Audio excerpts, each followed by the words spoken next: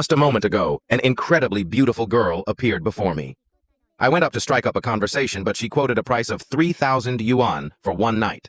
Since I didn't have enough money, she was led away by another man. That's right, the country bumpkin just now was me. My name is Xiao Yu. In my previous life, I accidentally fell to my death and transmigrated into this police officer's body. And in that past life, I was a triad boss. Now I'm a member of the Major Crimes Unit. Not long ago, because I didn't want to work overtime, I had a huge argument with Captain Liu. It's certain I can't stay at the police station much longer. What should I do then? Go back to my old profession, perhaps. While Xiao Yu was lost in thought, a system interface suddenly appeared. Miracle system successfully activated. Randomly selecting a reward for you. Xiao Yu looked at this system with little joy in his heart. After all, everything he once had was gone. What was the use of this system? In this godforsaken place, I don't know anyone. Is this old man, referring to himself, supposed to live a lonely life in this world? Just as Xiao Yu was feeling disappointed, he suddenly saw an exceptionally beautiful girl, and his eyes immediately lit up. Damn, this girl is a real stunner. Xiao Yu then approached to strike up a conversation. Unexpectedly, the girl dropped a bombshell, 3,000 yuan for the night. Xiao Yu was instantly irked. 3,000 my ass! I don't even have 1,000 yuan in my savings account. Just as Xiao Yu was about to haggle, the girl was led away by another man. Xiao Yu, annoyed, noticed the guy staring at him and promptly gave him an internationally recognized middle finger. But then he recalled that during a Major Crimes Unit briefing, it was mentioned that their city had seen 3 consecutive rape cases involving a taser. The victims were all young, beautiful women, scantily clad and had questionable lifestyles. The incidents mostly occurred near entertainment venues like bars. The third victim had scratched the assailant's face, and they had obtained a blood sample from the suspect, which was currently being cross-referenced. Xiao Yu thought, that guy has a scratch on his face. Could he be the taser rapist the team is hunting? But then again, the police are there to catch criminals, so why should I get involved? Still, should I play the hero? A moment later, in an alley behind the bar, Xiao Yu, shameless as ever, followed. When it came to tailing, he was still an expert. Approaching, he found a man collapsed on the ground. Xiao Yu noted his stiff, unnatural posture, undoubtedly caused by a taser. He was now certain the man in the alley was the taser rapist. He then picked up a baseball bat and approached. Seeing the man about to make his move, Xiao Yu swung the bat without mercy. And just like that, after the evidence was cross-referenced, Xiao Yu had successfully solved his first case. Everyone was bewildered. How could the guy who had just argued with Captain Liu Changhu suddenly solve a case Xiao Yu couldn't care less about their opinions?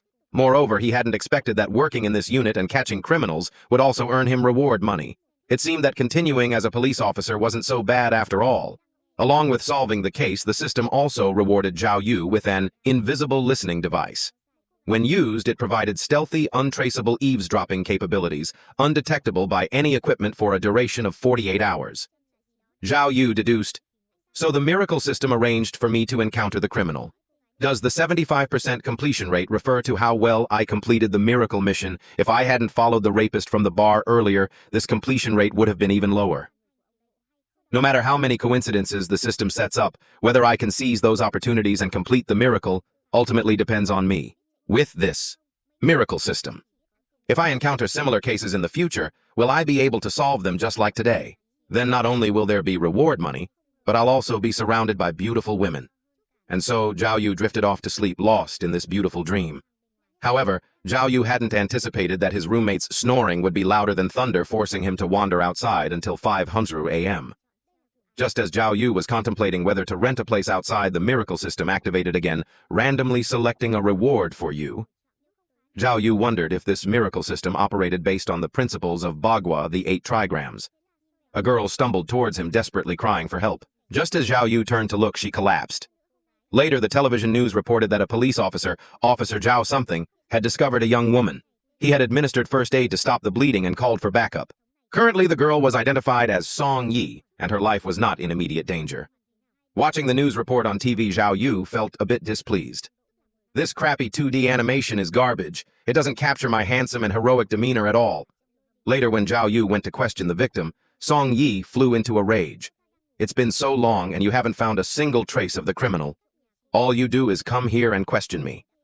Are you police officers good for anything besides lazing around? And so Xiao Yu was thoroughly scolded by the victim and shooed out. But Xiao Yu paid it no mind. He took the case file from his junior colleague Miao Ying and reviewed it. The perpetrator had hidden in the victim's car, drugged her, then driven to a deserted alley to sever her hand. Waking up in the car the next morning, she had panicked, gotten out and run to a nearby KFC for help, which is when she encountered him. At this point, Miao Ying said, "Senior brother, this is the infamous severed hand case. There have been 3 victims already. The team has been tearing their hair out for a whole year without a single clue. You and Captain Liu Changhu have already made a big boast. If you can't solve it, how will you face everyone? And don't forget, if team leader Ku Ping solves it before you, you'll have lost the bet." Seeing Miao Ying's worried expression, Xiao Yu calmly replied, "What's there to be afraid of? Anything is possible. Besides, that miraculous system of mine activated again today. Thanks to it, these past few days, I not only caught the taser rapist, but also managed to rent this apartment. As long as I have this system, I am a super detective." Then Xiao Yu asked, "What about the other 2 victims? What's their situation?" Miao Ying explained. The first victim was Gao Tian. On April 22nd of last year, so a year ago, she came to our city for a music festival. Afterwards, she was knocked unconscious in an underground pedestrian tunnel, and her right hand was severed. The second victim, Yuan Lily, her case is even stranger. She was asleep in her own home and woke up to find her hand missing. What's even more baffling is that her security door showed no signs of forced entry, meaning the perpetrator must have had a key. The most bizarre part is that in all 3 cases, the perpetrator managed to evade all surveillance cameras. We haven't even seen a shadow of him. He's like a ghost. After listening to the briefing, Xiao Yu coolly remarked, "Well, if I lose, you can lend me some money, all right?" A little later, near the hospital, Xiao Yu was taking a stroll with Miao Ying. He saw a camel up ahead. Just as Miao Ying was about to pull Xiao Yu over to take a picture, a shout came from behind, "Thief! Thief!" Miao Ying took one look and recognized it was a thief, immediately calling for Xiao Yu to chase after him. But Xiao Yu didn't want to bother. "After all, we're the major crimes unit. Why should we handle petty theft? Don't you want to take a picture? Hurry up, the camel is getting impatient." Before Xiao Yu could finish speaking, a girl ran up from behind, panting heavily. Xiao Yu's eyes widened in shock. "Tao Jia, isn't this my girlfriend from my previous life? Could it be that I'm not the only one who transmigrated?" Thinking this, Xiao Yu's heart raced. He immediately jumped onto the camel and chased after the thief. Seeing the situation was not good, the thief quickly pulled out a dagger from his chest. By this time, Xiao Yu had caught up. Seeing the thief pull out a knife, he directly slapped him. "Damn it, you dare pull out a knife!" Just as the thief was about to counterattack, Xiao Yu directly hit him again with a road sign. The thief was now beaten to tears, and so a chase between the police and a thief ended. Afterwards, at the nearby police station, Xiao Yu was being relentlessly scolded. "Is there any police officer who causes public damage like you? People are about to blow up the station's phone line. The entire alley has been trampled beyond recognition by your camel." Xiao Yu naturally didn't care. Suddenly, the rescued girl Tao Jia proactively said, "Thank you. I'm a nurse at the Central Hospital. If you need anything, just find me there." Xiao Yu thought to himself, this isn't the Tao Jia from the other world. Although they share the same name and look very similar, she could never be a nurse. Moreover, thinking this, Xiao Yu directly said, "If you don't mind, let's exchange contact information." No matter who she was, he couldn't miss another chance. A moment later, the system suddenly displayed a new notification. "This miracle encounter has been completed. Completion rate 72%. Received invisible tracking device." Xiao Yu realized that the miracles arranged by the system were random. He wanted to solve a case, but it led him to meet Tao Jia. "I need to carefully study the operating principles of this system to make it work for me. Otherwise, it will meddle in matters unrelated to the case. I must rely on my own strength to solve cases. I need more information related to the case." Thinking this, Xiao Yu led Miao Ying to the office of Team B of the Major Crimes Unit. Unexpectedly, the captain of Team B mocked Xiao Yu. "Do you take us for your workhorses? Everyone in our team, from top to bottom, is either out investigating and interviewing or reviewing surveillance footage. We are the ones who solve problems with action, not just by flapping our gums like you." But Xiao Yu completely ignored the team captain, his eyes shining as he stared intently at the case analysis board behind him. The captain, meanwhile, was thinking, "Previously, the leadership praised my recent performance. They said I could freely deploy Team A's personnel. If I quickly solved the taser rape case, becoming a captain wouldn't be far off. But now the case has been snatched by Xiao Yu. Why didn't I notice before? Team A actually has such a reckless guy who unexpectedly rushed out to steal my case." Xiao Yu looked at the case analysis board and thought to himself, could it be that in my past life I was always caught because these guys are quite meticulous? My picture must have been posted here quite a few times back then, huh? At this moment, the team captain blocked Xiao Yu's view. I heard you made a bet with Captain Liu Changhu that you would personally solve the hand-chopping case. Did you run out of clues and come to Team B for help? Do you need my assistance? Xiao Yu looked at him contemptuously. After a moment of silence, he directly cornered the captain against the wall and said, "Thanks, but don't misunderstand. I only came here to ask for some files on the hand-chopping case. If you're afraid I'll solve the case before you and steal your credit, then forget it. I just see you all working so hard, yet still unable to catch the culprit, and I feel anxious for you." Then he casually walked away, as if nothing had happened. Suddenly, Xiao Yu chuckled to himself. Luckily, I'm smart. I've already attached the invisible listening device the system gave me to their whiteboard. This time, all your information will be mine. After all, besides me, no one else can see this thing. May. Soon after Xiao Yu heard through the device, according to tests, Luo Mina was drugged with 2 types of anesthetics, an inhalant and an intravenous one. One of them is used to anesthetize large animals. Xiao Yu was startled. Could it be veterinary medicine? The voice from the earpiece continued. The victim's right hand was severed with a powerful axe-like force in a single chop. The first victim was dragged by the culprit into an underground pedestrian tunnel.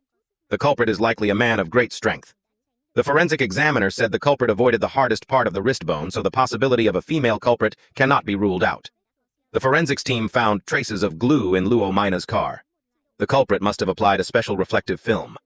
When the incident occurred, many traffic cameras captured the car, but not even a hint of the driver's silhouette could be seen. After listening, Xiao Yu frowned in thought.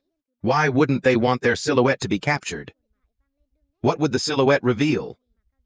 Could it be because it would reveal the culprit is a woman? The 3 victims don't know each other. Is the culprit striking randomly? Perhaps they are psychologically disturbed or perverted. Why take the hand and not the foot? After some thought, Xiao Yu began to deduce the culprit's motive, revenge. His colleagues in Team A looked puzzled. How do you know? Xiao Yu confidently turned his head and replied, just a wild guess. Elsewhere, a woman was sitting at a table crossing out Luo Mina's name on a whiteboard. It seemed she was about to carry out the 4th hand chopping. After that, Xiao Yu stayed up all night reanalyzing the case. The culprit hides the severed hands in a place only they know. Each time they take them out to look, their hatred diminishes a little, and then they store them like trophies. Why were all of them missing their right hand? Xiao Yu looked at his own right hand, thinking he had an inspiration. Unexpectedly, Xiao Yu directly called out, "System, give me some hints." By morning, after a sleepless night, Xiao Yu received a phone call. The caller was a female student. The student said very flatteringly, "We are partners, right?" Recalling a previous incident, Xiao Yu had taken a female student to the back of Mount Hochnick to sell something for money. Just as the female student begged, Xiao Yu directly said, "All right, I'll help you keep it a secret. As for the dirty money, don't even mention it." After that, Xiao Yu tricked the female student and directly rented her father's house. It seemed he had chosen the right person that evening. The reward provider was this young lady. But to ensure the rental went smoothly, Xiao Yu still asked, "If you have something to say, just say it." The female student's eyes immediately lit up and she replied, "Accompany me to school for the parent-teacher conference." This startled Xiao Yu. "Are you kidding me?" But the female student wouldn't let go, hugging Xiao Yu tightly. "I've already blocked my dad's messages and copied them all to your phone."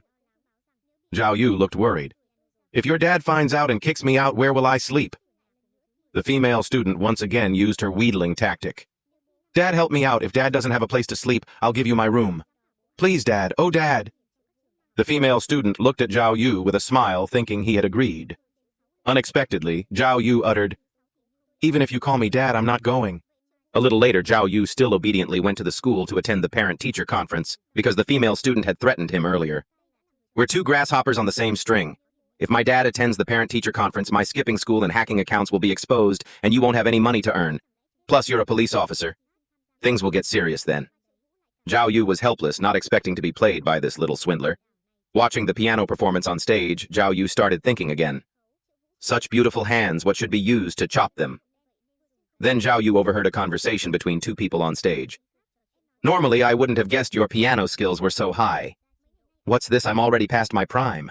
20 years ago, I even participated in a piano competition here and almost got accepted into the Capital Conservatory of Music. If I had tried a bit harder back then, I might have a different life now." Back then, No. 2 Middle School was the peak of our city's music scene. This place has produced quite a few talents. Hearing this, Xiao Yu had a hunch. I remember the second victim, Yuan Lily, was a music teacher at a university. Her piano skills must be quite high. The first victim, Gao Tian, had her hand chopped off on the day she attended a music festival. He then called Miao Ying and asked her to check if they had any connection to the piano. Because if both of them are related to the piano, then the third victim, Luo Mina, might be as well. As the phone rang, Miao Ying also reported that the music festival Gao Tian attended was a piano tour. Hearing this news, Xiao Yu was extremely excited and directly cursed, "Son of a bitch," causing other parents to look displeased. Xiao Yu continued to ask, "What about Luo Mina then?" All three of them reached piano level 10, just the timing of their certification exams was different. Xiao Yu told Miao Ying to continue investigating their piano learning experiences. Any classmates from that time? Since it's revenge, the culprit must know them and know they play the piano. It's very likely the culprit also knows how to play the piano, but what exactly caused them and the culprit to intersect? Xiao Yu suddenly remembered the conversation between the two people on stage earlier. 20 years ago, I even participated in a piano competition here, and almost got accepted into the Capital Conservatory of Music. Xiao Yu immediately confirmed in his heart. It was a competition. They participated in the same competition as the victims, and were pushed out by them, so they harbored resentment, leading them to commit acts of revenge. Thinking this, he became even more excited. The incessant ringing of his phone made the teacher speaking on stage unable to bear it any longer and prepare to confront Xiao Yu. At this moment, Miao Ying continued to report, "I found it. All three of them participated in our city's 10th high school piano competition. The three of them made it to the finals." Hearing this news, Xiao Yu shouted, "Holy cow!" His excitement was uncontrollable. He then asked, "Where was the competition held, and who else participated?" Miao Ying quickly replied, "This was 18 years ago. The investigators need a little more time. The competition venue is available now. It was at the music hall of our number 12 middle school." Xiao Yu turned his head, looked, and confirmed, "It's right here." At this moment, the teacher had walked up to Xiao Yu. Just as the teacher was about to reprimand him before he could even open his mouth, Xiao Yu grabbed him and asked, "Is there a list from the 10th piano competition here?" Xiao Yu was even more certain in his heart that the culprit's name must be on that list. After that, Xiao Yu, along with a few teachers, searched for the award list of the competition from 20 years ago. But because there were too many documents, the two teachers were speechless from exhaustion. "Maybe we should just give up." "That's right, it's been too long. There's no point in keeping this kind of competition material. It was probably discarded long ago." But Xiao Yu calmly comforted them. "You don't need to rush, just keep looking. I'll stay and encourage everyone." Suddenly a bell rang, and Miao Ying also announced, "I've got the piano competition list." Xiao Yu smiled inwardly. Soon after he arrived at the doorstep of the 10th person on the list, Zhao Shan. Zhao Shan, supporting her pregnant belly, said, "Our competition that year was quite grand. Provincial leaders came and the judges were all very professional teachers from art universities. At that time, the top 3 were directly selected by prestigious schools. The 4th to 6th place were also accepted by the provincial normal university. After 6th place, people like me were considered ordinary contestants." After listening, Xiao Yu thought to himself, perhaps because of that competition, the culprit lived a life they didn't want. Miao Ying, however, was angry. This is already the 3rd person. Moreover, she has the biggest suspicion, but with her belly so big, how could she go around chopping hands? If the culprit isn't on this list, are we supposed to kill all the contestants who participated in the competition? But Xiao Yu felt this was a good idea. Or maybe we should just tie her up and take her back directly. At this moment, Miao Ying looked at Xiao Yu and felt something was different about him. Xiao Yu didn't hide it. "Yeah, because in my previous life, I was a gangster. I just transmigrated and haven't gotten used to being a police officer yet." But Miao Ying had other thoughts. "I mean, the dark circles under your eyes are bigger. You should go home and rest a bit. You've barely slept these past few days. Maybe after a good sleep your mind will be clearer and you can think of a clue. Your direction is definitely right. The hand-chopping case is definitely related to this competition." Xiao Yu then thought about the system's previous display. "This miracle encounter has been completed. Completion rate 88%. Received universal lock-picking device. Can crack single locks and 6-digit electronic codes." This greatly surprised Xiao Yu. Such a high completion rate. Could it be that attending the parent-teacher conference and discovering case clues this time is related to the system? I'll go back and restart the system to see. After that, the two went their separate ways to rest. Xiao Yu had already guessed that if the culprit like last year strikes every 3 days, then the fourth victim might appear tomorrow. I have to catch you before then. After a night at 500 a.m., a girl's shout suddenly came from outside the door. Xiao Yu opened the door quickly. I heard you coughing in there in the middle of the night. Xiao Yu, still drowsy, woke up and suddenly remembered that he had ruined the parent-teacher conference yesterday because of the case. The female student, Jiang Xiaoqin, must have come to settle scores. Thinking this, Xiao Yu immediately jumped up and ran around looking for a place to hide. Just as Jiang Xiaoqin was about to enter, she found the room empty. She checked everywhere again but found that there was really no one, so she could only angrily slam the door and leave. Only then did Xiao Yu sneakily jump over from another balcony. I almost forgot this little girl is the landlord and has a key to my room. Then Xiao Yu tried to open the door again but found it locked. Damn it! Why did this kid lock the door too? How am I supposed to get in now? Maybe I should go through the neighbor's place. He remembered the landlord mentioning that the apartment next door had 4 beautiful women all top-notch working at a nightclub. Xiao Yu thought, this old man referring to himself is too familiar with this profession. It's not even 6 o'clock yet, so they definitely haven't finished work. With this guess in mind, he entered the next-door apartment. As expected, no one was home. But unexpectedly, a beautiful woman in a red dress walked out of the bedroom. Xiao Yu was startled and blurted out, "Holy shit!" The female neighbor, discovering someone had run into her house, let out a loud scream, directly scaring Xiao Yu into quickly covering her mouth. He thought to himself, this time even jumping into the Yellow River won't wash away my crime. When the woman saw his face clearly, she happily called out, "Officer, is it really you? Do you still remember me? You're the one who saved me from the taser rapist." Xiao Yu recalled the incident at the bar a few days ago. So it was her.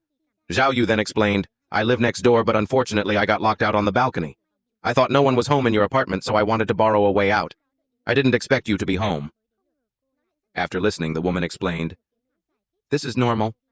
I'd usually be at work by this time, but that incident left me a bit traumatized, so I wanted to rest a bit. But there's one thing I find a bit strange. How did you know that taser rapist was going to attack me? Was it a police officer's intuition, or were you following me? Xiao Yu replied righteously. Among the women present, there none were more beautiful than you. Perhaps my taste and the criminals are the same. As soon as these words were spoken, they directly made the woman laugh. Officer Xiao, you truly live up to your reputation as a master of romance. My roommate won't be back until noon.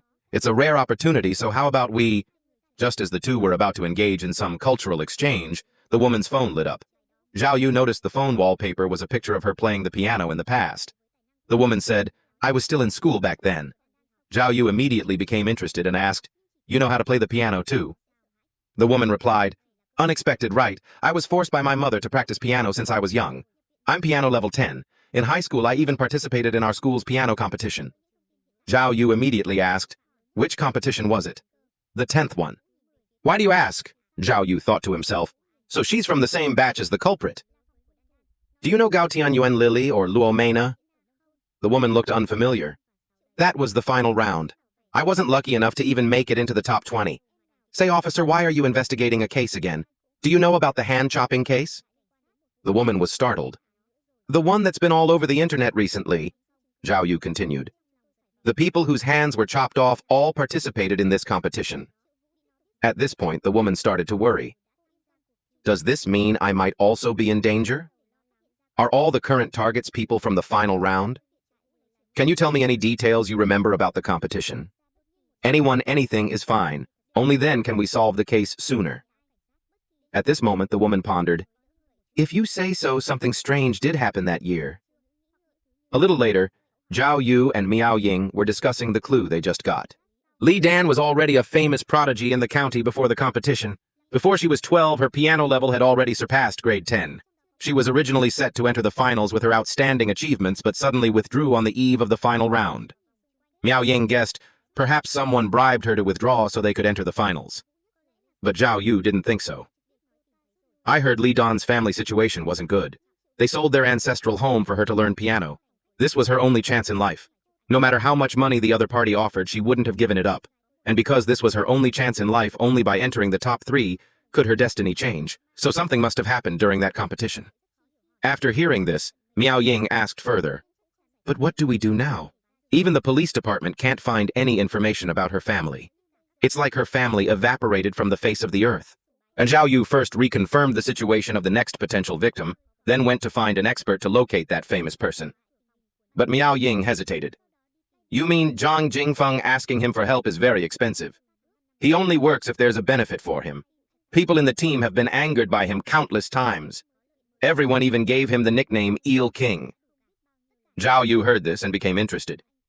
Then I'll take you to catch an eel. The scene shifted to a billiard hall. The person who arrived was Xiao Yu, but the other party seemed a bit contemptuous. What wind blew young brother Zhao here? Xiao Yu remembered calling Blondie the other day to ask for help finding someone, but Blondie had used the excuse of having diarrhea to avoid him. Now Xiao Yu had come to his door and got straight to the point. Help or not, give me a straight answer. The other party replied, What's the rush with official business? The people next to him also kept jeering. Is this guy stupid? It's not like his family member died. That's right. What a stiff. The other party continued. It's rare for us brothers to gather. Let's play 2 games first. Xiao Yu didn't rush to reply. How big are the stakes? The other party heard this and became interested.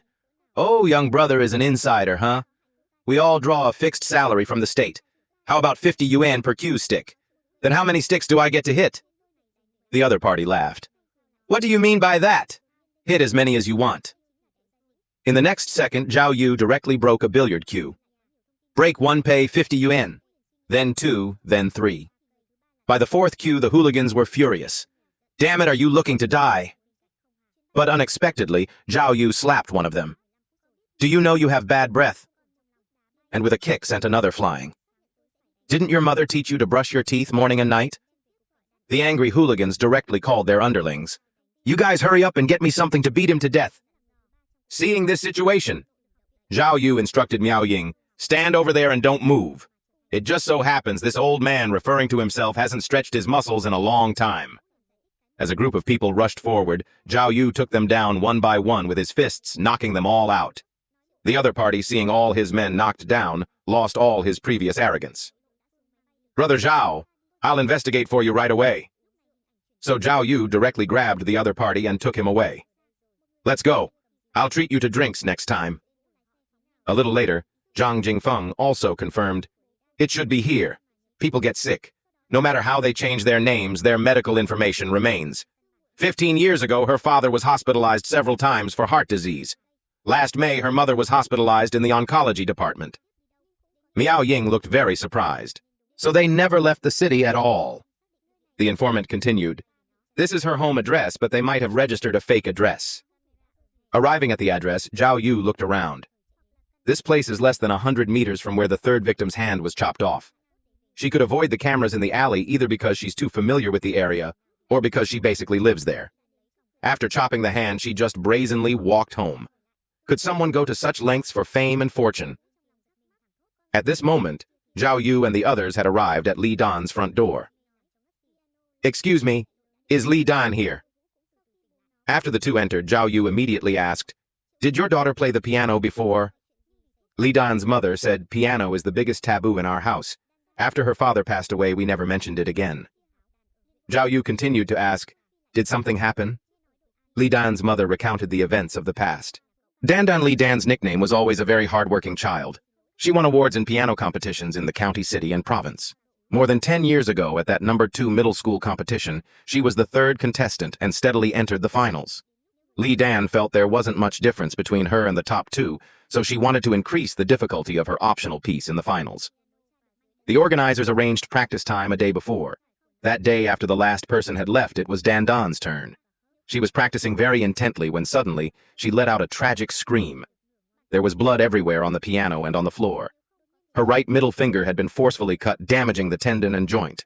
After being taken to the hospital, the doctor said it would be best if they could find the severed part of the small finger and reattach it. Otherwise, she might be disabled. For a child who considered piano, her life and immobile finger was like a death sentence. So her father hurriedly went back to the number 2 middle school theater to search, but found that the blood on the piano was gone. The piano had been wiped clean, and Dandan's fingertip was nowhere to be found. Afterwards, the organizers didn't want Dandan's incident to affect the other contestants, so they suppressed the matter until the competition ended. But at that time, the police couldn't find any evidence, only saying that what cut her finger was a type of sharp razor blade placed upside down in the crevice of a black piano key. It was a position not commonly used. Only Dandan, who chose that piece, would play it, and it was a very strong, accented note. The person who placed the razor blade was extremely jealous of Dandan's talent, worried they would lose. Dandan's hand after physical therapy recovered a little, but just seeing a piano would scare her. She was hurt not only physically but also emotionally. Her father also developed heart disease because of this, was hospitalized several times and then passed away. After listening to Li Dan's mother's account, Xiao Yu judged, with the current information it can be inferred that she is the biggest suspect. We just lack evidence.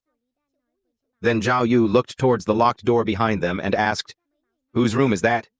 Li Dan's mother told Xiao Yu, "It's Dan's room. She's gone to work. These few days she's touring the countryside with a theater troupe. She probably won't be back for a few days." Xiao Yu thought, the culprit used reflective film to shield herself in the victim's car. That's something theater troupes often use. He then spoke truthfully to Li Dan's mother.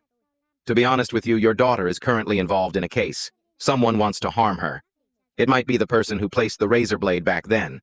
Perhaps she holds some evidence, so we need to check her room." Although Li Dan's mother said she doesn't like people entering her room and would be angry if she found out Xiao Yu comforted her. "Don't worry, we're just ensuring her safety. We won't let her find out someone entered her room. We are professionals." As Xiao Yu took out the universal lockpicking device and directly unlocked the door the moment the door opened, a skull suddenly appeared before them.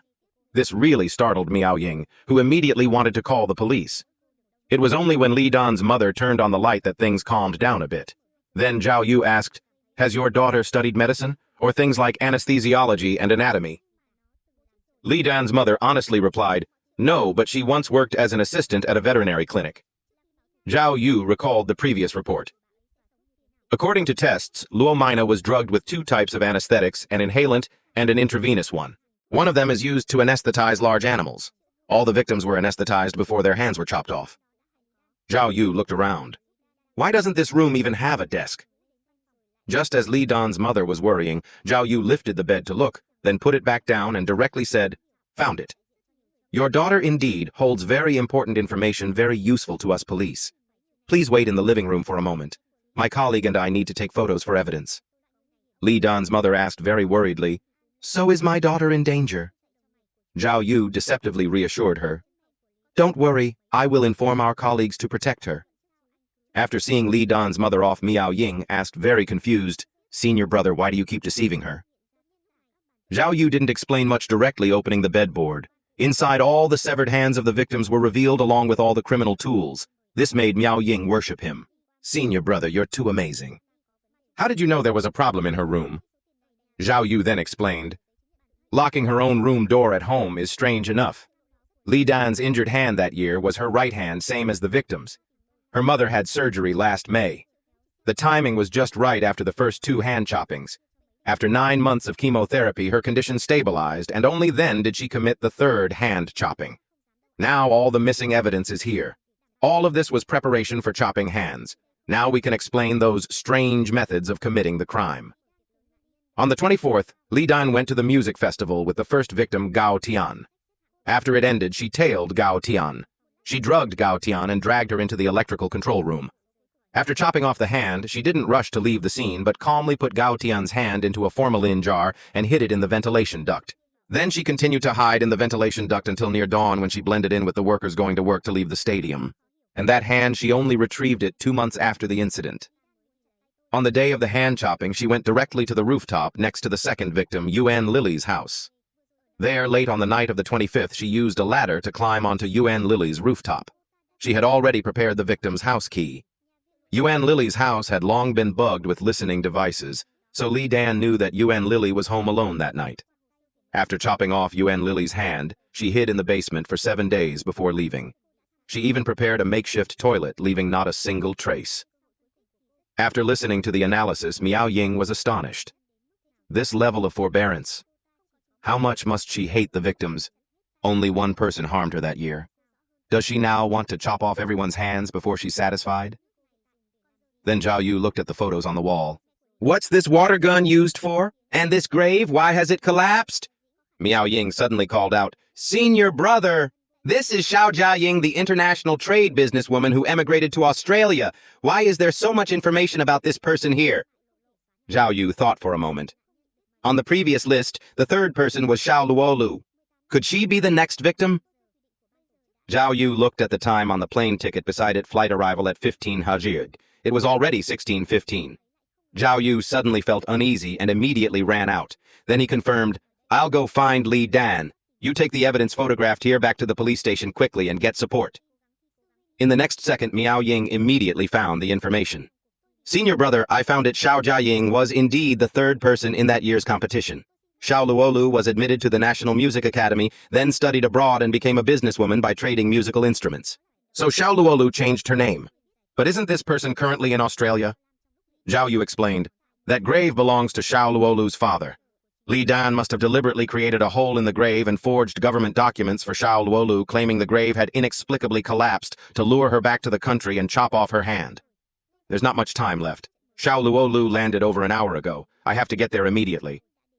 At this moment, the scene shifted to a cemetery. Xiao Jiaying had arrived at the cemetery.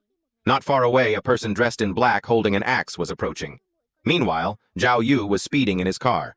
Miao Ying was also reporting, "I can't track Li Dan's phone. I can't find her location."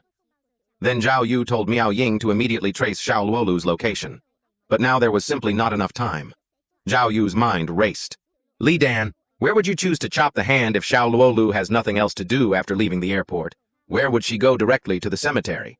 There are no cameras there, so it's indeed a good place to chop a hand." Once he confirmed the location in his mind, he sped towards it. At this time in the cemetery, Xiao Luolu had been drugged. The culprit had raised the axe, preparing to strike. But unexpectedly, Xiao Yu arrived in time. Seeing this, the culprit fled. Xiao Yu chased after her, discovering the opponent's stamina was surprisingly good. But finally, the culprit found herself facing a wall with no escape route. Seeing this, Xiao Yu took out his handcuffs and advanced menacingly. Suddenly, the culprit turned around and fired a tranquilizer dart from the water gun. Xiao Yu was startled. "That water gun? It's a tranquilizer gun." Just like that, Xiao Yu was immediately knocked out by the tranquilizer. A little later, the main police force arrived at the scene, and Xiao Yu slowly regained consciousness. Opening his eyes, he saw forensic Dr. Wang Fei. Xiao Yu suddenly remembered what had just happened and struggled to get up. But because the drug hadn't worn off completely, Xiao Yu directly fell into Wang Fei's arms. After another moment, Xiao Yu finally fully regained his senses and hurriedly pulled Wang Fei up. Wang Fei, however, was a bit flirtatious. "I heard Team A has a rising rogue detective. I didn't expect it to be you." Xiao Yu, however, was nonchalant and emotionless. "I'm truly sorry about just now." Xiao Yu suddenly remembered Xiao Luolu. "Her hand, is it okay?" At this moment, the temporary leader of Team A, Liu Changhu, reprimanded him. "Why didn't you tell us these clues sooner? If the culprit gets away, it will be very difficult to catch her. You brat, you're not still thinking about that bet with me, are you?"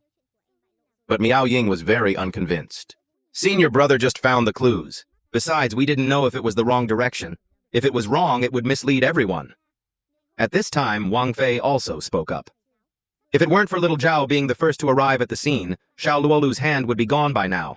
He himself was hit by a tranquilizer dart, which is very dangerous." Suddenly, Xiao Yu burst out laughing and stepped forward. "We made it clear from the beginning.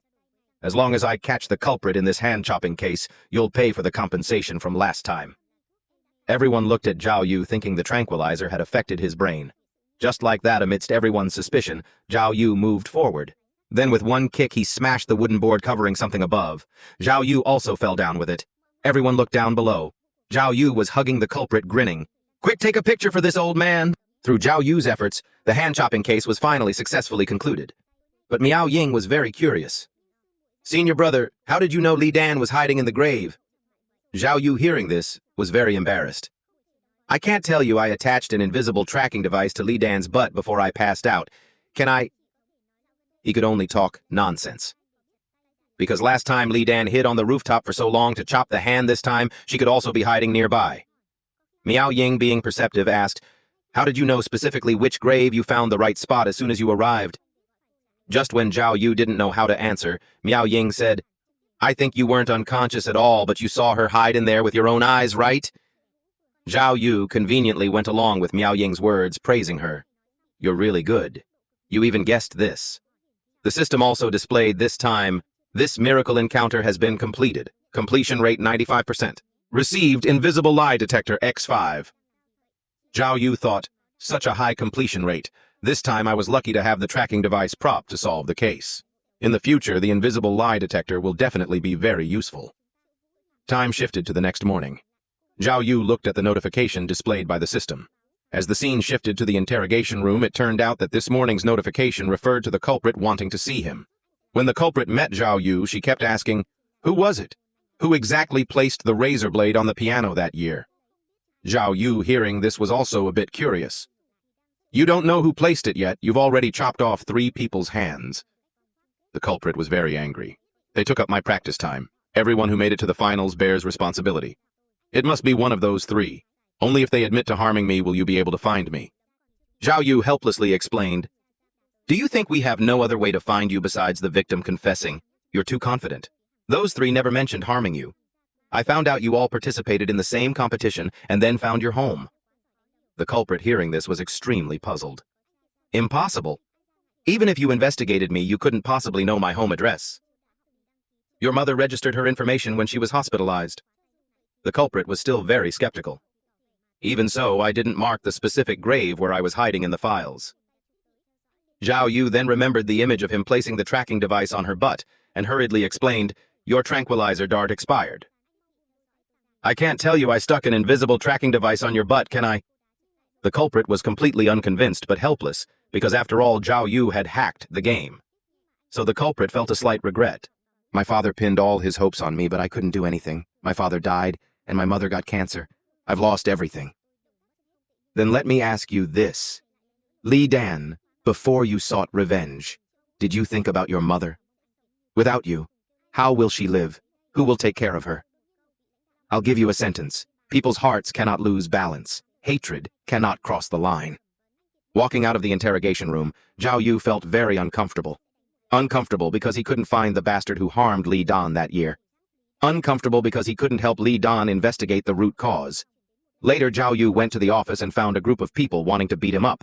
But unexpectedly, Xiao Yu directly threw them out. A colleague explained to Xiao Yu, "These are representatives of the vendors in the alley whose goods were damaged when you rode the camel. They're here to demand compensation from you." Xiao Yu looked at these people and thought, what kind of vendors are these? They're clearly a gang of hooligans specializing in extortion. This old man has met many of their kind. After thinking, Xiao Yu grabbed the blondie leader's ear. "Let me teach you something. Take a look. Has anyone lost a hand or a pound? How much can you extort? If you want to extort, you have to create public opinion first. You guys didn't even call a single reporter and you're making such a fuss. If I raise my hand, I can send you all to jail, you know." Suddenly, at this moment, Xiao Luolu arrived with a group of bodyguards and said, "Officer Zhao, this is 100,000 yuan. You must accept it. Luckily, I have you. Tonight, let me treat you to a meal." Xiao Yu glanced over and then confirmed, "No need for the meal.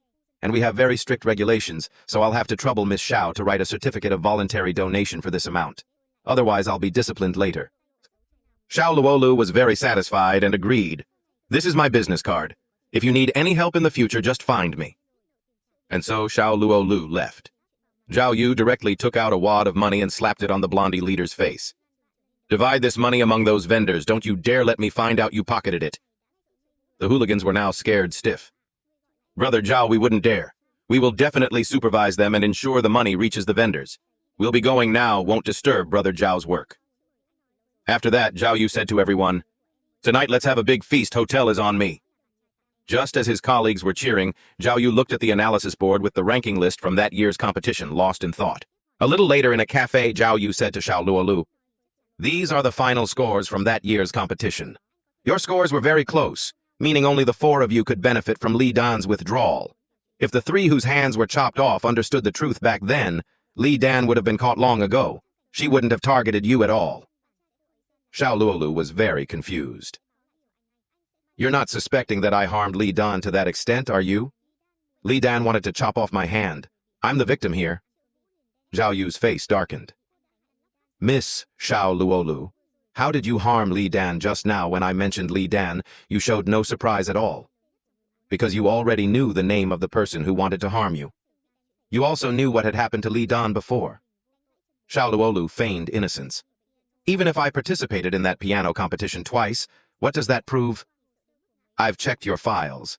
Your father even forged your academic records and household registration for your competition. You participated in the 9th competition, but didn't make it to the finals. The 10th competition that year was your last chance. Among the 4 of you only, you had the most all-or-nothing motive. Where's the evidence, then? You're a police officer. Without evidence, you can't just slander people like that.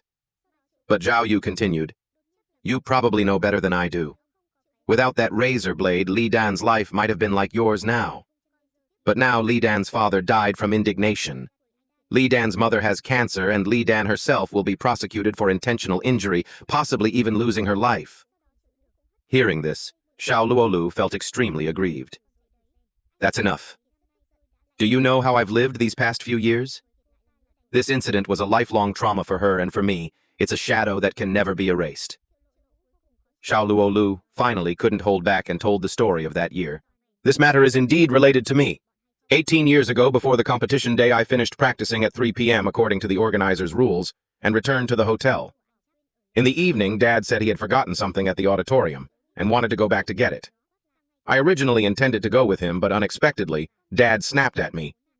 Just stay obediently in the room, and don't go anywhere. Dad rarely spoke to me so sternly. That day, I waited until 11 p.m. for Dad to return.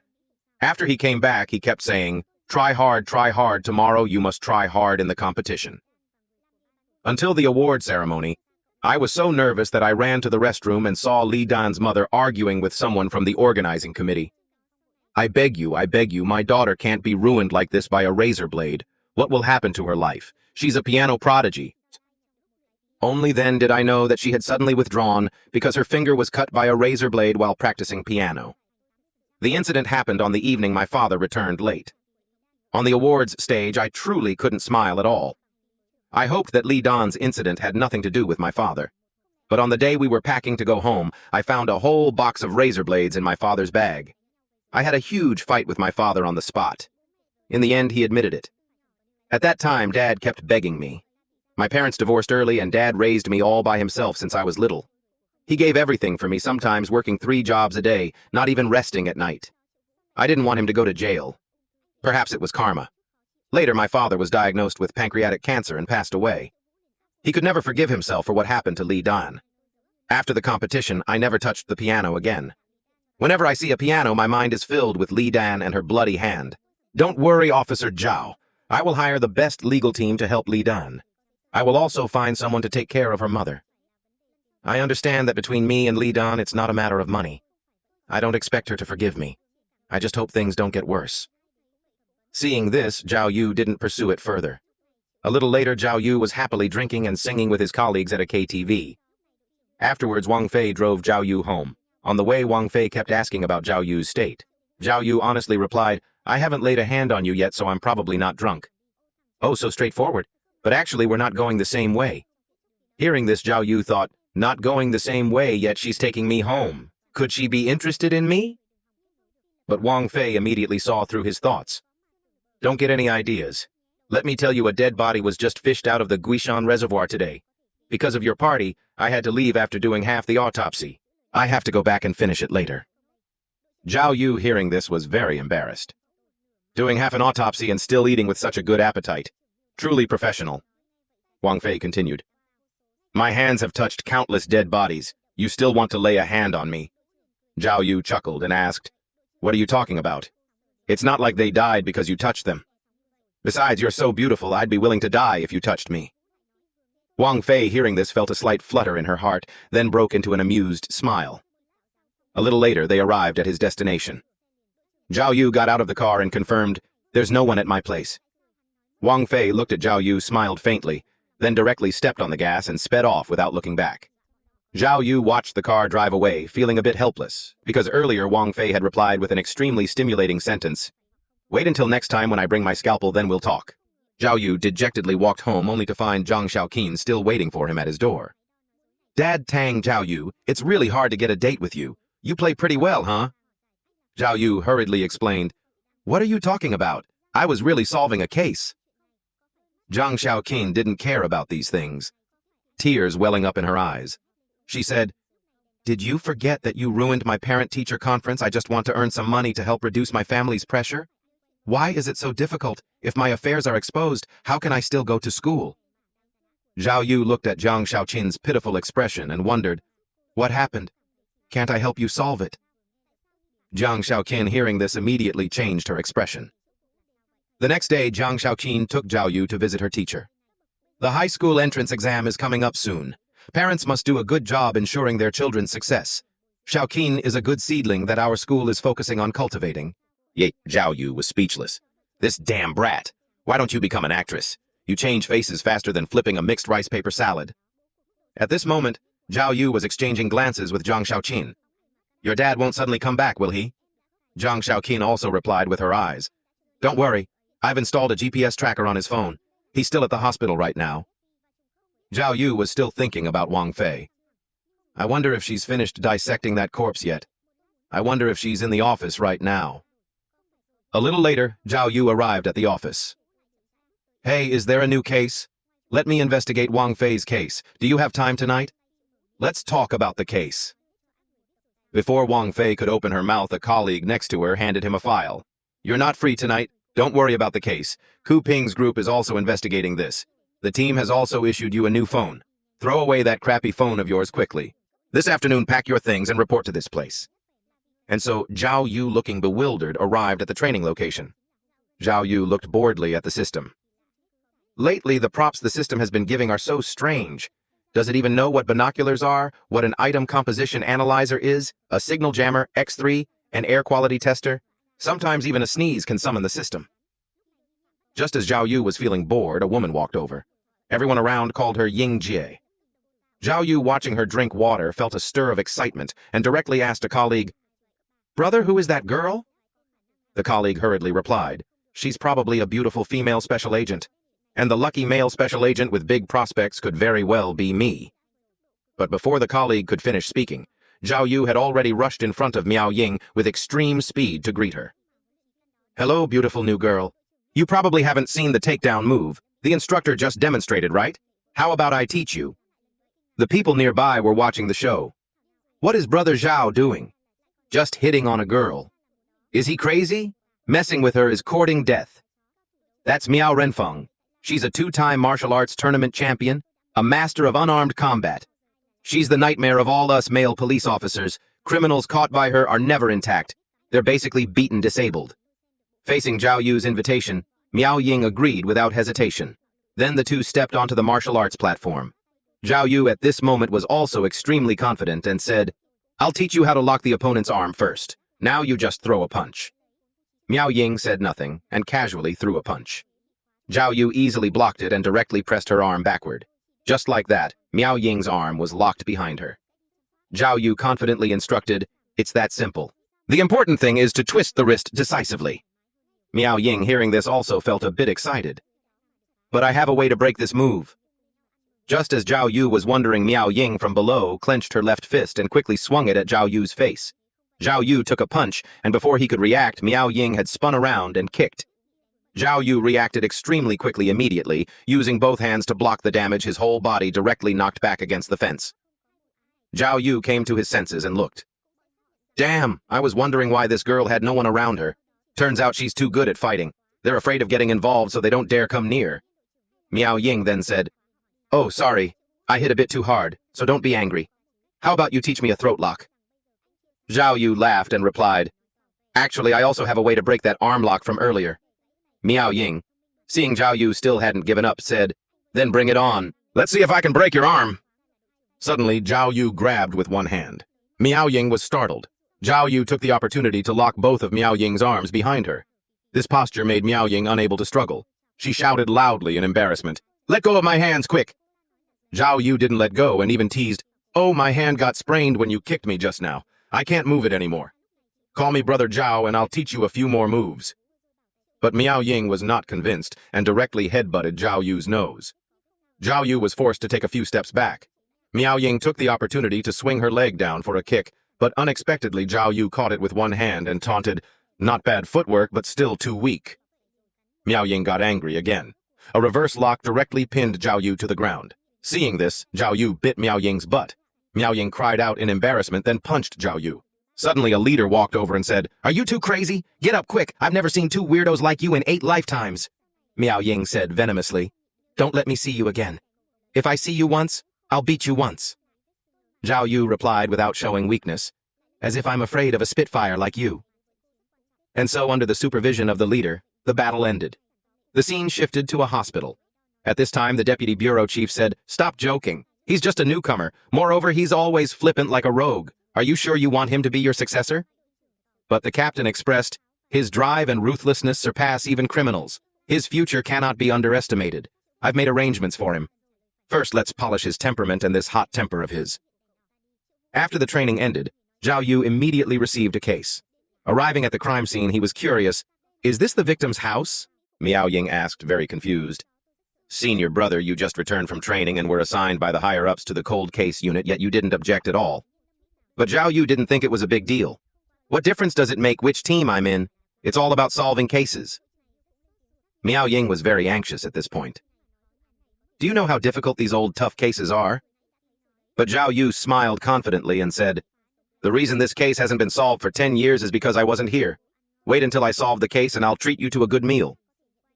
As Xiao Yu opened the door and looked around, information about the case also appeared in his mind. 10 years ago at 8 p.m., a thunderstorm suddenly broke out. The victim Wu Jigen was drunk and lying on the sofa in his home. Around the time of the incident, a vague figure had appeared at the crossroads in the residential area. But because the residential area had no cameras, there was currently very little information about the culprit. The victim had been hacked from the front with 40 slashes and died. No fingerprints or footprints were left at the scene. The door lock also showed no signs of being pried open. Either the deceased opened the door himself or the culprit had a key to his house. The culprit used the victim's blood to write, "Repay debts with money." If it was for revenge, they wouldn't mention debts. If it was to collect a debt, there was no need to slash 40 times, making the scene so bloody, and then write such redundant words. What was the culprit's motive? Just as Xiao Yu was thinking, a phone call came in. The caller was Tao Jia. "Are you busy? I want to treat you to a meal." After that, Xiao Yu, shameless as ever, went to the restaurant. At this time, Tao Jia also spoke up. "I've wanted to treat you for a long time. Last time it was thanks to you that my bag wasn't snatched. Moreover, that bag was mainly a gift from my boyfriend." Xiao Yu, hearing this, felt extremely uncomfortable. "She has a boyfriend?" Then Tao Jia hesitated. Xiao Yu directly asked, "If you want to say something, just say it. As long as I can help, I definitely will." Tao Jia, hearing this, immediately replied, "Can you investigate my boyfriend? Lately, he keeps borrowing money from me. I'm worried he's gotten involved in something." After that, Xiao Yu called someone and relayed the whole story to the person on the other end. Zhang Jingfeng on the other end also asked, "Her boyfriend's name is Zhang Jie, right? I'll report back to you as soon as I find anything." And Xiao Yu also pretended to be friendly. "Then I'll treat you to billiards next time." But the other party fearfully said, "Forget it, brother. How about you treat me to a meal instead? I don't want to be a billiard ball knocked around the floor by you." After hanging up, Xiao Yu looked at the woman in front of him. This person was named Lin Maifeng, once the wife of the victim Wu Jigen, and also the biggest suspect in this case. She had endured long-term domestic violence from the deceased and had even miscarried after being beaten. The deceased had also threatened her entire family and broken her father's leg. At that time, Lin Maifeng was at the hospital taking care of her cousin who had just given birth, providing her with a perfect alibi. The day after the body was discovered, she was so scared she collapsed, and a neighbor helped her call the police. Afterwards, she attempted suicide multiple times and was even hospitalized for depression. It was a hard struggle for her to escape the devil's clutches. After that, she lived very happily with her daughter, if she really was the culprit. Just as Xiao Yu was thinking, the information came through from the other side. "Brother Zhao, the person you're looking for has been found. Zhang Jie is making counterfeit goods in his workshop. Today, he's going to the wholesale market to ship them out. I'll send you the warehouse location and GPS." After that, Xiao Yu went to the wholesale market. Suddenly, a girl behind him was chasing a man. Xiao Yu knew at a glance it was a robbery, and that girl was also Miao Ying. Xiao Yu immediately stuck out his leg and directly tripped the robber. Just as Xiao Yu picked up the wallet to check, Miao Ying pushed Xiao Yu aside, stood up and launched a jump kick towards the criminal. Xiao Yu cursed inwardly, "Damn it, is she using this opportunity to hit me?" Then Xiao Yu also pushed Miao Ying aside and punched the criminal. "You get out of the way. Try running again."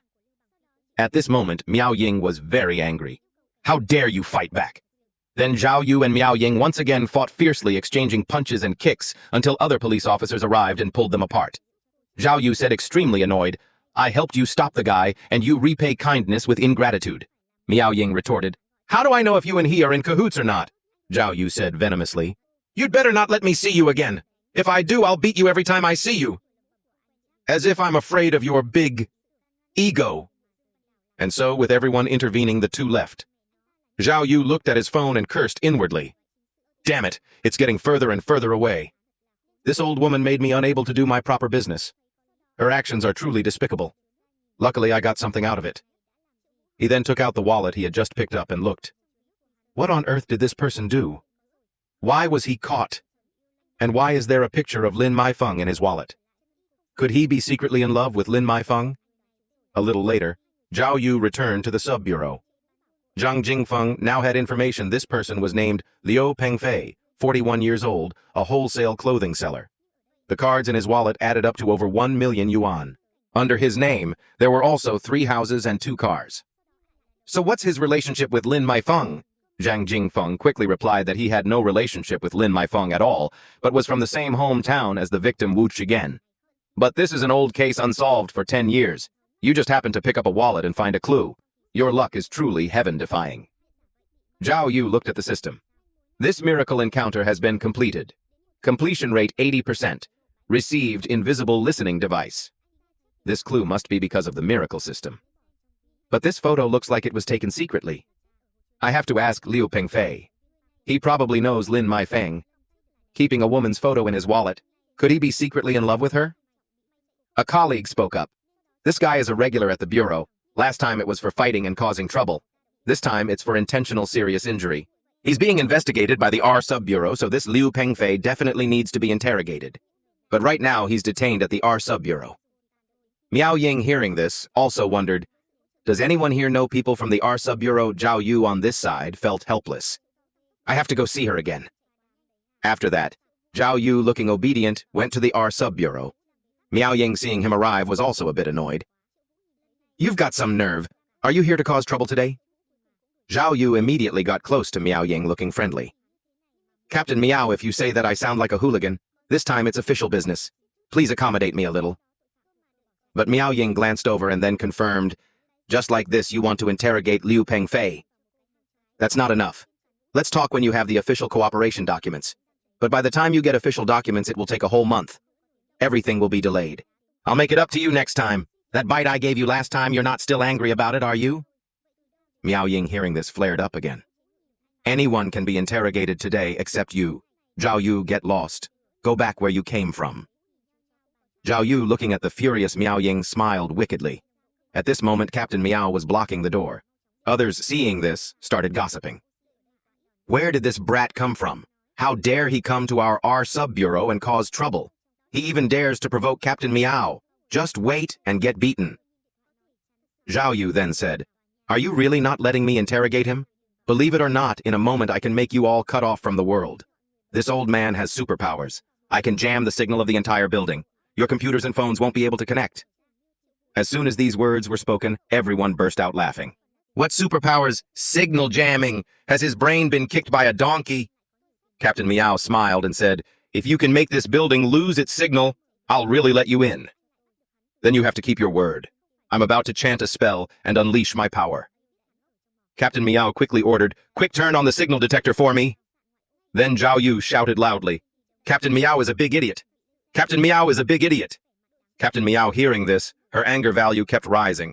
Just as Captain Miao was about to explode, a colleague next to her shouted, The signal is really gone. Captain, the 3rd floor has lost its signal too. Captain, downstairs has lost its signal too. Captain, the detector has no signal either. Captain. A series of reports made Captain Miao confused as well. Xiao Yu then said, So can I go in, Captain Big Miao Zhong? A little later, Xiao Yu swaggered into the interrogation room. Before he could even strike a pose, he was pushed in by Captain Miao. Don't block the door. Captain Miao kept thinking, What on earth is wrong with this bastard? Why does the signal really go out when he says it will? Xiao Yu, however, was secretly pleased. Luckily, I used the signal jammer to scare them just now. Now let me try this lie detector. Thinking this, Xiao Yu spoke up again. Later, whatever question I ask you, you just need to answer yes or no. Then Xiao Yu began a series of test questions. Are you a man? Yes. Is your name Liu Pengfei? Yes. It seems this lie detector is indeed very stable. Green light means telling the truth. Red light means lying. Then Xiao Yu continued to ask, "Are you a woman?" "No." "Do you like to eat rice cakes?" "No." "Your parents are divorced, right?" "No." "Did you kill Wu Jigen?" This sudden crucial question directly startled the suspect. The suspect hurriedly shouted, "No." At this moment, the red light lit up. At this point, Xiao Yu, based on the lie detector, found that the suspect was lying and shouted loudly, "Do you know his wife, Lin Mi-feng?" Captain Miao immediately advised Xiao Yu to calm down. "You should let go of his hand first." But the suspect became more and more panicked. "No, no, no." Captain Miao also found it strange. Did he kill someone? Why is the suspect so panicked after just a few questions? What on earth is wrong with this Xiao Yu guy? A little later, Xiao Yu kept thinking, the culprit is this guy. Now that there's no evidence, I have to think of a way to make him confess. Then Xiao Yu looked at Captain Miao. "Let me discuss this with you." He had originally thought Captain Miao would refuse on the spot, but unexpectedly her attitude suddenly became friendly. Then Captain Miao handed a piece of paper to the culprit and said, "These are the words the culprit left at the scene of the massacre in the residential area that year. The degree of similarity between your handwriting and the writing in the record is 91%. The figure photographed at the crossroads in the residential area matches your height and build. Perhaps you were fully prepared and there were no fingerprints or footprints at the scene, but this is the only hair that doesn't belong to the deceased and matches your DNA."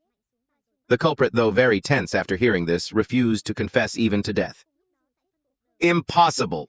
You're talking nonsense. I want to find a lawyer." Captain Miao exchanged a look. "It's not working. He's not falling for it. Maybe we should just give up." Xiao Yu slowly stepped forward and demanded, "Look carefully. Besides physical evidence, we also have a witness." The culprit looked at the photo in Xiao Yu's hand and was stunned. "She told you everything." As soon as these words were spoken, Xiao Yu and Miao Ying immediately found a breakthrough. Xiao Yu immediately followed up, "Do I still need to ask you?" But Captain Miao looked at Xiao Yu, thinking about the files on Xiao Yu she had read before. He had successively solved 2 major cases, received city-level commendations, yet was transferred to the most difficult cold case unit. Is it because of this bad temper? 15 minutes earlier, Xiao Yu had been certain he was the culprit. "Next, we have to put on a show, use fake evidence to pressure him a bit, but we have to let him confess himself." It seemed this Xiao Yu was really very persistent. When Captain Miao came back to her senses, she heard the suspect honestly confess, "Wu Jigen was indeed killed by me." Xiao Yu and Miao Ying, hearing this, were overjoyed. At this point, the suspect began to recount the whole story. "Lin Mi-feng and I signed an agreement to exchange murders." Xiao Yu, hearing this, his pupils immediately dilated. "Lin Mi-feng also killed someone." The suspect continued, "Wu Jigen and I went to the same high school. At that time, I liked a girl named Xiao Qing. Because he failed to pursue Xiao Qing, he spread rumors that Xiao Qing slept with him, and spread this everywhere. In that backward rural place, it was said that Wu Jigen had done that with Xiao Qing. In the end, Xiao Qing was forced to drop out of school and ran to another city to work. It's said that later she was forced into prostitution. In my heart, that Wu Jigen deserved to die long ago." Captain Miao, hearing this, wondered, "So you had Lin Mi-feng come to your house and kill Jian Wenli, your wife?" Xiao Yu was once again astonished. "This bastard even killed his wife. No wonder Miao Ying treated me so well and even agreed to help me. Turns out she wanted me to test the waters for her. This woman is truly as deep as a dog's balls." Captain Miao continued to ask, "So why did you want to kill Jian Wenli?" "That woman, I've wanted to kill her for a long time. She never respected me. My job and the house I live in were all given by her father, and I was just a servant who only knew how to work hard for her family. Later, I watched a movie about exchanging murders and approached Lin Mi-feng. She had endured violence from Wu Jigen all year round and must have hated him very much. Cooperating with her could not only avenge Xiao Qing from that year, but also kill my wife. But she didn't agree. This matter was shelved for a while. As a result, that bastard Wu Jigen beat her until she miscarried. Lin Mi-feng then changed her mind. We signed a contract and even recorded it. On the day she killed my wife, I would be at the workshop. On the day I killed her husband, she would go to take care of her cousin who was giving birth. Conveniently, we both had alibis. Anyway, I've lived enough these past 10 years. Saying it out loud is really much more comfortable." With the suspect's confession, the case was subsequently solved. Xiao Yu once again invited his colleagues to celebrate together. "This is so refreshing. This is the major case that has troubled the Bureau for 10 years. Are you Sherlock Holmes reincarnated?" I thought this kind of exchange murder case only existed on TV. Xiao Yu, while drinking beer, thought about a few hours ago. At that time, he was pressing Miao Ying against the wall, his mouth constantly whispering, "Happy cooperation." Miao Ying, however, was shyly stammering, "I will report these two cases to the higher-ups at the same time, and will also confirm that they were jointly investigated and solved by our two sub-bureaus. If there are any developments, I will inform you immediately. First, I will go apply for an arrest warrant for Lin Maifeng." Suddenly, Captain Miao saw Xiao Yu's silent expression and asked, "What's wrong?" Xiao Yu smiled and replied, "I just thought the culprit wasn't her." Captain Miao also added that it wasn't confirmed yet. "Wait until we bring her back to the bureau, then we'll talk." Returning to the present, Xiao Yu was drinking beer and thinking, "This woman is not only beautiful and intelligent, but her hands are also soft and her skin is very smooth." As the phone rang, Xiao Yu saw at a glance that it was Captain Miao calling. As soon as he answered, Miao Ying shouted, "Xiao Yu, come here quickly!" After more than 20 minutes in the car, Xiao Yu finally arrived at the R sub-bureau. Panting heavily, he demanded, "Quick, tell me what happened." Captain Miao honestly recounted, "We just interrogated Lin Maifeng. She said she stabbed Jian Wenli to death with a knife, stabbing her twice in the neck. But Jian Wenli's autopsy report states that she died of suffocation." At this moment, Xiao Yu was trying his best to concentrate, constantly covering his mouth. "I told the driver to drive too fast just now, and now I want to puke." Captain Miao continued, "There are knife wounds on the deceased's body, but they are very shallow. I feel that Lin Maifeng has confessed. There's absolutely no need for her to lie. Therefore, the person who killed Jian Wenli might not be Lin Maifeng. Look, there are many messy footprints at the scene, but Lin Maifeng said she wore shoe covers. Moreover, to disguise it as a robbery, she took property from the west bedroom. But when the scene was examined, property from the east bedroom was also looted. Therefore, on the day Jian Wenli was killed, there was a third person at the scene. It's possible this person strangled Jian Wenli first, and then Lin Maifeng came and stabbed her with a knife. Or Lin Maifeng mistakenly thought she had killed Jian Wenli." Hey! At this moment, Xiao Yu couldn't hold it in any longer and directly spewed a mouthful of rainbow onto Captain Miao. And so, Xiao Yu, with several large bone marks and with Captain Miao having changed her clothes, once again went to the interrogation room. "These questions are very important to you. You just need to answer yes or no. Did you kill Jian Wenli?" "Yes." Xiao Yu looked at the lie detector. It clearly indicated she was lying. Why doesn't she look like she's lying? Does she really think she stabbed Jian Wenli to death? Or is she deliberately hiding and protecting the real culprit? Xiao Yu continued to ask, "Do you know who the culprit who killed Jian Wenli is?" Lin Maifeng was very bewildered. "Isn't it me?" Xiao Yu expressed. "You just need to answer yes or no." Lin Maifeng's answer once again showed a red light. Xiao Yu was certain she wasn't lying. She simply didn't know who the real culprit was. "When you stabbed Jian Wenli, was she already dead?" Lin Maifeng stammered. "I don't know. I was very scared at that time and just stabbed the quilt a few times. She didn't move at all." The suspicion in Xiao Yu's heart was once again confirmed. Indeed, Lin Maifeng simply thought she had killed Jian Wenli. That's great. The real culprit is basically not her. A little later, Captain Miao also spoke up to confirm. "Lin Maifeng has confessed. Logically speaking, this case can be closed." Xiao Yu immediately expressed, "You saw it just now. When she stabbed with the knife, she basically didn't know if Jian Wenli was alive or dead." Captain Miao said seriously, "As a senior, I want to remind you, if we close the case now, we can receive countless benefits, bonuses, and commendations. If we don't close the case, we will face the fact that the work is incomplete. All our hard work will be in vain and the culprit will escape. It's been 10 years. Once we start investigating Jian Wenli's family, they will definitely not let the police off. At that time, it will stir up public opinion and put pressure on our police team. If we find the real culprit, it's one thing. If we can't find them, it will cause a big problem. You yourself are in the cold case unit. You should know very well how difficult these old, tough cases are. I've said everything I need to say. I want to hear your opinion. Should this case be closed or not?" Xiao Yu, hearing this, smiled. "If you could have given up, you wouldn't be here talking to me about these things, let alone calling me here in the middle of the night." Captain Miao, hearing this, also smiled. "I really regret calling you here. Otherwise, I wouldn't have been puked on by you like that, stinking to high heaven." Xiao Yu didn't think it was a big deal. "Then, Your Highness, please be magnanimous and forgive this lowly one. Let's go catch that culprit together." After that, Xiao Yu returned to his sub-bureau and recounted everything to everyone. Suddenly, Xiao Yu saw a large group of police officers outside, hurriedly getting into cars, and wondered, where is such a large group of people going? Miao Ying also recounted what happened on this side. The culprit in the Mount Guishan case turned out to be an amateur parkour athlete. Before arresting him, the police only cuffed one of his hands. Thanks to that, he had a chance to escape. And just now, a citizen reported seeing a man with one hand cuffed looking very much like Yang Wen-tao from the wanted poster near the Guishan Reservoir 2 days ago. So now everyone is going to catch him. Xiao Yu thought. He hid the dead body in the reservoir, yet he still dares to stay around the reservoir. Zhang Jingfeng further explained, there are many villages near the reservoir, so this kind of searching for one person everywhere is very busy. Xiao Yu, hearing this, became interested. Then I'll go too.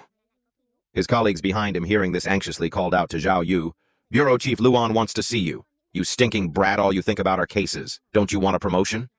Xiao Yu didn't care. Catching criminals is more urgent. The leader will understand. 3 days later, Xiao Yu and Miao Ying arrived at the Guishan Reservoir. Miao Ying, seeing this, called out, Senior brother, the citizens said Yang Wen-tao fled towards the West Lake. What are we doing going east? Xiao Yu explained, going west doesn't mean he went west. Perhaps he went from east to west and then came back. These few days everyone has been searching north and south without any movement. Suddenly, Xiao Yu noticed that the person in the distance seemed to be Miao Ying's subordinate. After she greeted him, Xiao Yu directly stopped her and asked, Who are you talking to? This made the girl a little startled, breaking into a sweat. But she still had to calmly reply, He was the detective in charge of the Jian Wenli case back then. He retired a few years ago and is currently living here. Xiao Yu looked a bit suspicious. These few days I've been so busy I'm at my wit's end, no time to pay attention. Miao Ying said to add her on chat to share case progress, but so far not even a chicken feather has been sent. Thinking this, he spoke up and asked, How is the case progressing? As soon as he finished speaking, he snatched the recording pen from the girl's hand. Is this a recording of the conversation between the two of you just now? The girl then remembered the previous scene. The captain had said that these materials didn't need to be sent to Xiao Yu. We said we'd investigate the Jian Wenli case together, but now he's run off to Guishan Reservoir to catch someone. Since he doesn't care, we don't need to provide evidence either. Thinking this, the girl said, Regarding the progress of the case, please excuse me, I cannot report. Xiao Yu was very confused. This case is being handled jointly by our 2 sub-bureaus. Why are you still hiding things? The girl completely ignored him. If you have any opinions, go find our captain. Xiao Yu, hearing this, immediately shouted angrily, No one can refuse what I want. Just as the atmosphere became tense, Miao Ying suddenly stepped forward and called, Senior brother. As soon as Xiao Yu turned his head, the girl immediately got into her car and drove away. Xiao Yu, watching the car drive away, wasn't flustered because after all, the recorder was already in his hands, so everything was under control. After that, Xiao Yu also played the recording. He's at least 8 meters tall, his right leg is disabled. Moreover, there was mud on Jian Wenli's body. It's possible the culprit pressed her against the wall and strangled her to death. Immediately after, Miao Ying called and shouted at Xiao Yu, Return the recorder to us immediately. But Xiao Yu calmly replied, What recorder? I don't understand what you're talking about. Miao Ying, hearing this, got angry. Don't pretend. Let me tell you, Lin Mei Feng's stationery store was smashed and Liu Pengfei's warehouse was also burned down. Jian Wenli's family is making a fuss, demanding the police quickly catch the real culprit. If you have the ability, then hurry back and solve the case. Xiao Yu, hearing this, knew something was wrong and stopped joking. He said to Miao Ying, Send me the documents first. After I solve the case here, I'll immediately return to investigate. After that, Xiao Yu also returned the recorder. The arrogant blonde girl called out, Officer Zhao, there are many cliffs here. If you're not familiar with the terrain, drive carefully. If you roll off a cliff, it'll be hard to even collect your corpse. Xiao Yu paid no attention, thinking and muttering, Not familiar with the terrain. Suddenly an idea struck him. He quickly asked Miao Ying, What does Yang Wen-tao do for a living? Miao Ying, when asked, honestly replied, He's a department staff member at the Bureau of Science and Technology. What's wrong? Well, department staff can participate in project field surveys, so perhaps he's been here before.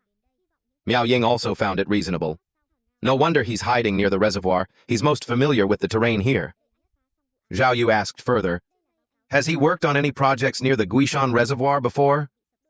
Suddenly Miao Ying exclaimed, Yes, the silver mine exploration project outside the town. He worked on it for 3 years. He must have been here countless times. Isn't Y-Town down there? Senior brother, you really guessed it right.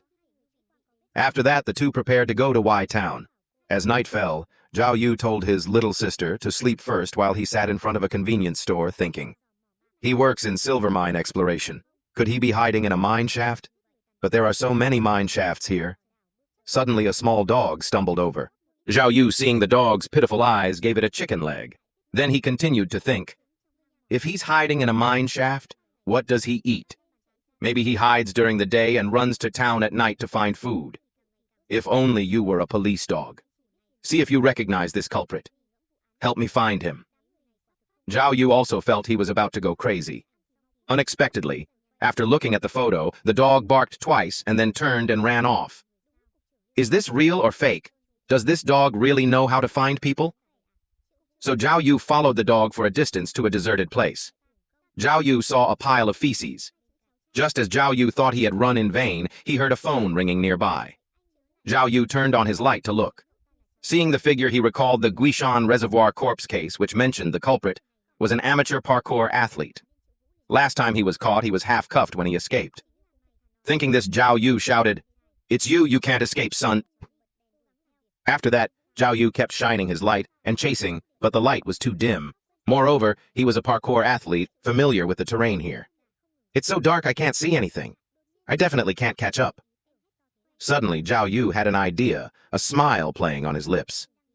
System props, if not used now, then when? Let me see where you are.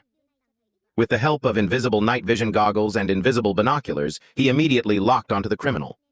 Then Xiao Yu sped up the chase, but the opponent ran too fast, and the caves were complex. Even with the props, he couldn't find the person anymore. Just when Xiao Yu was at a dead end, the dog suddenly appeared and ran forward. Xiao Yu, seeing this, smiled and said, "I believe in you." A little later, Xiao Yu finally caught up with the criminal and launched a kick, immediately subduing him. But just as Xiao Yu let his guard down, the criminal pulled out a dagger and slashed at Xiao Yu's face, almost hitting his eye. Then the criminal took the opportunity to escape. Xiao Yu, looking at the wound, his anger flared up. So he chased again, but unexpectedly the criminal crawled into a nearby dog hole to hide, causing Xiao Yu to slow his steps. At this moment, the suspect inside was also preparing to ambush Xiao Yu.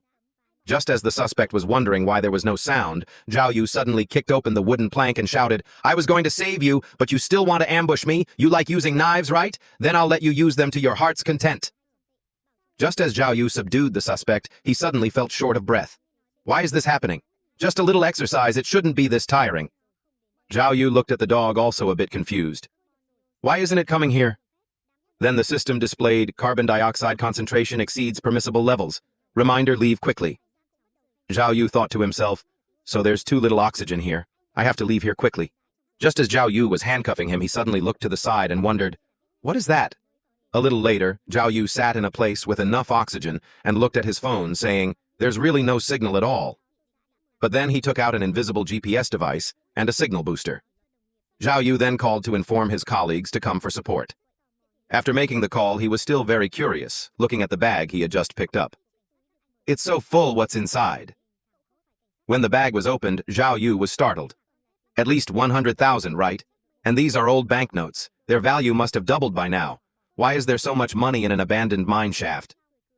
A little later, colleagues arrived and buzzed with discussion. The citizens reported he ran west, so how did you catch him from the east? Isn't he in charge of investigating the south? Amazing. How did he know he was in the mine? Xiao Yu then instructed, pick up Li Bainey from room 211 of the suburban hotel when you go back. I'm too sleepy, so I'm leaving first. Just as Xiao Yu was about to get into the car, the dog looked at him with a pitiful expression. Xiao Yu couldn't bear it and said, all right, get in, I lose to you. And so one man and one dog slowly headed home. Just as Xiao Yu arrived at his doorstep, he suddenly found an injured, beautiful woman lying in front of his door. Xiao Yu looked a bit dazed. At this moment, the woman was also awakened by the smell on the dog. Xiao Yu then asked, why are you sleeping in the hallway in the middle of the night? The woman said distractedly, I forgot my keys and was planning to rest at the door until Sister Hong came back. I didn't expect to fall asleep. Xiao Yu, looking at the wound on her face as if she had been beaten by someone, said, come in and rest for a bit. As soon as the woman entered the house, she immediately went to bathe the dog, not even minding getting wet herself, and loudly called out, Officer, what's this dog's name? Xiao Yu casually said, Feces sniffing expert. And the woman actually believed it. Feces sniffing expert. Then let's take a bath together. Afterwards, Xiao Yu dried the dog, feeling amazed in his heart. This dog is really beautiful. And the woman on this side, while drying her hair, explained, it's a Belgian Shepherd. This type of dog is used by the canine unit as tracking dogs. Xiao Yu, seeing the girl was very knowledgeable, conveniently asked, how old is this dog? The girl estimated around 2 or 3 years old. Suddenly there was a knock on the door. The girl enthusiastically said, let me get it. The person who came was Sister Hong. Why did you run over to the neighbor's house? I heard your voice, so I came over to see. As soon as she finished speaking, Sister Hong saw the drenched girl eating a banana and Xiao Yu sitting on the floor. Sister Hong's mind immediately ran wild and she turned to leave. The girl behind her kept explaining, don't misunderstand, Sister Hong. I was bathing the dog, so I got wet. We didn't do anything. Xiao Yu on this side also turned to the dog and said, I wasn't tempted either, you know. Time shifted to the next day. At a restaurant, Li Bainey was sighing and calling out, Senior brother, I haven't even finished the case report for the previous murder, and you've already caught the culprit in the Guishan Reservoir case. My hands are blistering from typing, and I still can't keep up with your speed of catching people. Moreover, the team leader even asked me to help guide the new clerk in Team B. Xiao Yu then asked, has their team solved the nursing home theft case yet? Li Bainey replied that it was an inside job. The security guard targeted the 1 million yuan donation in the director's office. He adjusted the angle of the nursing home's surveillance cameras and hid the stolen money in the nursing home's cellar. Xiao Yu was very curious about how they solved the case. Li Bainey continued, because there was absolutely no image of the suspect, the criminal investigation team leader deduced it was an inside job and interrogated each security guard. One security guard had a new set of keys in his belongings, which he had just made. It could open the director's office, the surveillance room, and the cellar. Investigating in this direction solved the case. Just as Xiao Yu was thinking, there was a commotion nearby. Brothers, I've already told your boss we're not selling this restaurant. This is our main livelihood. Can you please stop bothering us in the future? A hooligan retorted, we're customers too. What do you mean bothering? Another one chimed in, are you full yet? If you're full, then scram. The man continued to eat and drink calmly. What if I'm not full yet? The hooligan then picked up a wine bottle, slammed it on the table, and shouted, didn't you understand when I told you to scram, damn meddler? At the same time, at the R Sub-Bureau, everyone was bustling about preparing for the reception of Section Chief Su Yang. The bureau chief was the first to speak. This time it's to complete an important task assigned by the Provincial Party Committee. In the coming months, we must fully cooperate with him. By the way, where is Xiao Yu Su Yang specifically asked to see him? He seems to have gone out with Li Bainey. The people below were also whispering. Why send such a high-ranking official to our small sub-bureau to investigate? What does he look like? Is he fierce? I don't know if he's fierce. I heard he's very tall with a face as red as a wine butt. Returning to the scene at the restaurant, a pile of food flew past the red-faced man. It turned out Xiao Yu had thrown the food from the hot pot at the hooligans, his face grim, saying, if you want to eat, then eat. If not, then scram for me. Or do you want to sit in the police station? The hooligans, seeing the other party was a police officer, didn't dare do anything more and left, cursing. Xiao Yu, having just resolved the matter on this side, sat down preparing to eat something when he heard Li Bainey call, Senior brother, the team is preparing to welcome the leader sent down by the province. They told us to return to the team immediately. So the two immediately returned to the team, and the reception for Section Chief Su went smoothly. Section Chief Su suddenly spoke up and asked, I heard that in our bureau there's someone named Xiao Yu who has successfully solved several major cases. I wonder who it is. Section Chief Su looked in the direction everyone pointed and immediately stepped forward to introduce himself. I was just transferred here today. From now on, we are colleagues. Xiao Yu looked closely. It turned out this person was the one Xiao Yu had helped out at the restaurant earlier. So the two enthusiastically greeted each other. The colleagues nearby, seeing their familiar demeanor, kept whispering. How does he know a provincial leader, too? Could he have connections in the province? The major crimes unit is indeed too deep. Luckily, I haven't offended this King Yama Zhao. A little later, Xiao Yu, after a busy day, was leisurely going upstairs when he suddenly saw a group of hooligans causing trouble at his neighbor's door. Xiao Yu's mind immediately raced. Hua Hua's face was beaten last time. It must have been them. But I don't care who you are, I'll just probe a little first. Thinking this, Xiao Yu stepped forward and called out, Gentlemen, I am Tianbage. I wonder whose men you are. One person immediately stood up. This is Hong Ge from Zone C. Who the hell are you? Never heard of you? Xiao Yu continued. So it's Hong Ge himself. I heard people say that even Hong Ge doesn't have the best goods from the biggest bar in Zone C. Hearing this, the hooligans immediately shouted profanities. All the goods there are managed by us Honggae's men. Xiao Yu smiled inwardly. Recording finished. Then he smiled friendly and affirmed, Honggae is indeed a big shot. So if I cripple Honggae, wouldn't my title as Tian Bagay become famous? This was followed by tragic screams. The two girls in the house had no idea what was happening until there was no more commotion outside. Only then did the two girls dare to peek out the door. Xiao Yu, seeing the two girls peeking out, said, I've sent the recording to the police team. They'll come to arrest people later. Just selling contraband and forcing women into prostitution is enough for this Honggae to spend a long time in jail. The two girls, seeing this matter resolved by Xiao Yu, didn't know how to express their gratitude. Xiao Yu then smiled and continued, I'm not doing this for free. You two go take a shower quickly, then come to my place for a relaxation package. Hearing this, the two girls looked embarrassed.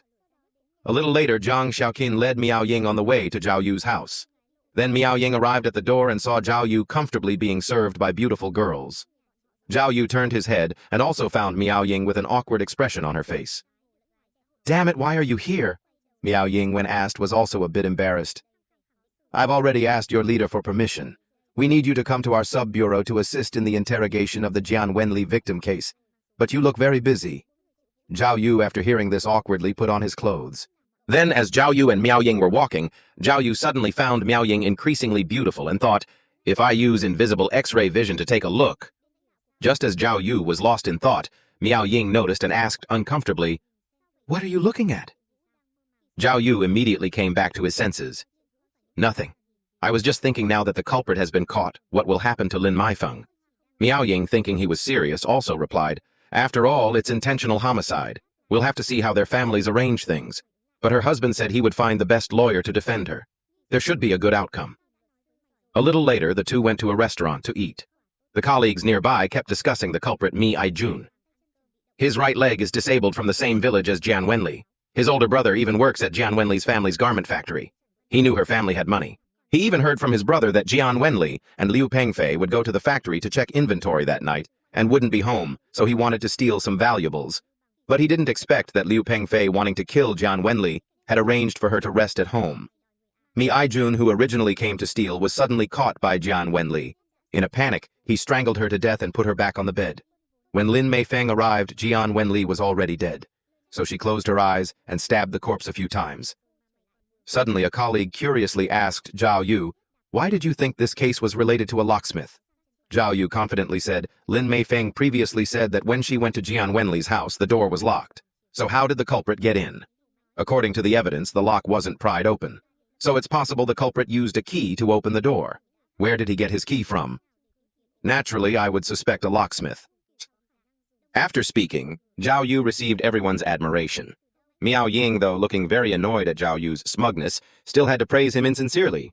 Officer Zhao, your thinking is meticulous and your mind is flexible. You're a good talent for detective work. Then she teased further. When I went to pick him up at his private residence just now, I even saw his two girlfriends, one massaging his shoulders and one pounding his back. He's really enjoying life. Zhao Yu thought to himself, Is this praising me or criticizing me? Zhao Yu replied without showing weakness. Not at all, not at all. Captain Miao is also highly skilled in martial arts and extraordinarily brave. Last time I was beaten by you until I had no strength to resist, and in the end I only managed to bite your butt once. Hearing this, Miao Ying immediately blushed and kicked Zhao Yu out the door. I don't want to see you anymore. Zhao Yu walked dejectedly on the road looking at this god-forsaken place where he couldn't even catch a cab. Moreover, she clearly started the topic first. After just a few words, she quit playing. That idiot Miao Ying even chose such a remote place to eat. Zhao Yu, seeing two people on the roadside, suddenly had an idea. Zhao Yu hurriedly approached and called out, My friend, see that car? The owner of that car treated me badly. Help me go pee on her car a puddle so she can look in the mirror and reflect on herself. After it's done, these 500 yuan will be yours. The two men looked at Zhao Yu thinking he was drunk. But they thought, only a fool wouldn't take 500 yuan. I also need to pee anyway. The man looked left and right, confirmed no one was around, and then relieved himself. Unexpectedly, at this very moment, Miao Ying also walked out. Miao Ying, seeing this, turned purple with anger, rolled up her sleeves, and rushed in to fight. Tragic screams rang out incessantly. Xiao Yu was gloating. Suddenly someone in the tea house next door shouted, "Why do I hear old cow calling for people? Quick, go see what happened to the car." Xiao Yu turned his head and looked. "The room and these things are all wrong. These people are smugglers." Then he saw a group of people carrying iron rods walking towards Miao Ying. Xiao Yu was horrified. "Damn it! Why are there so many people? It's over! It's over!" Xiao Yu squeezed into the crowd and saw Miao Ying constantly resisting.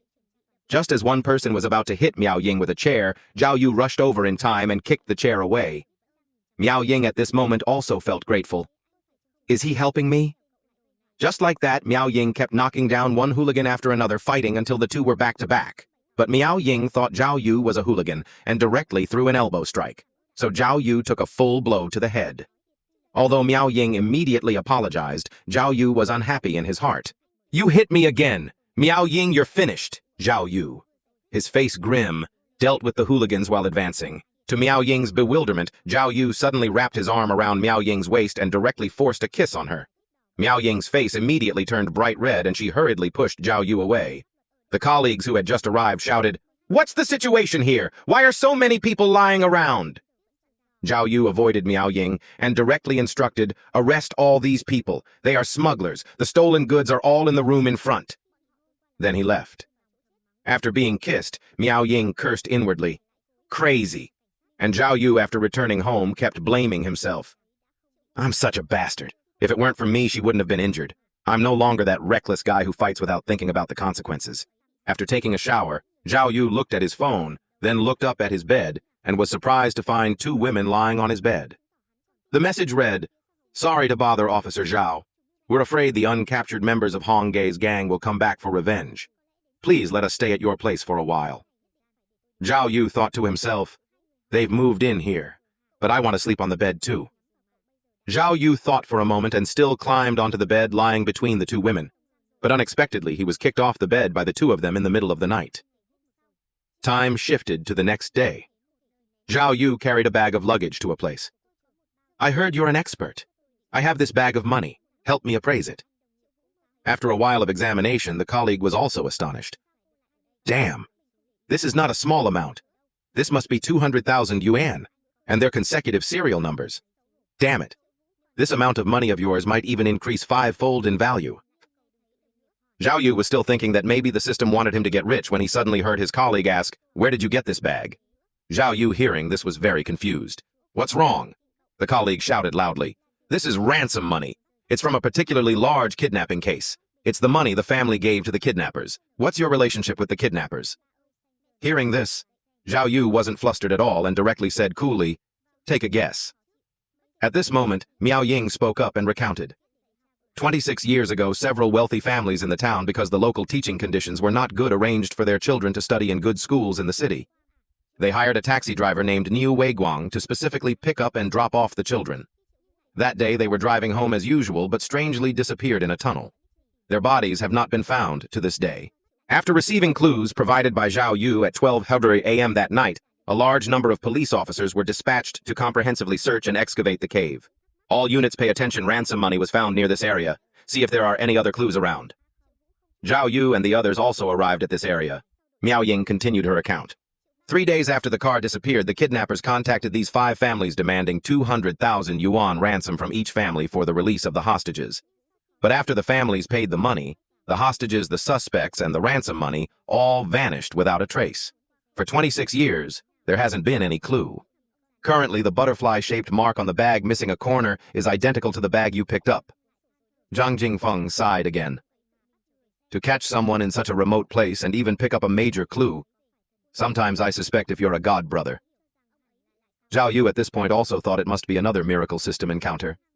It was very strange before. Why was there so much money in these abandoned mine shafts? And the colleagues searching complained, "What can we dig up in this abandoned mine shaft?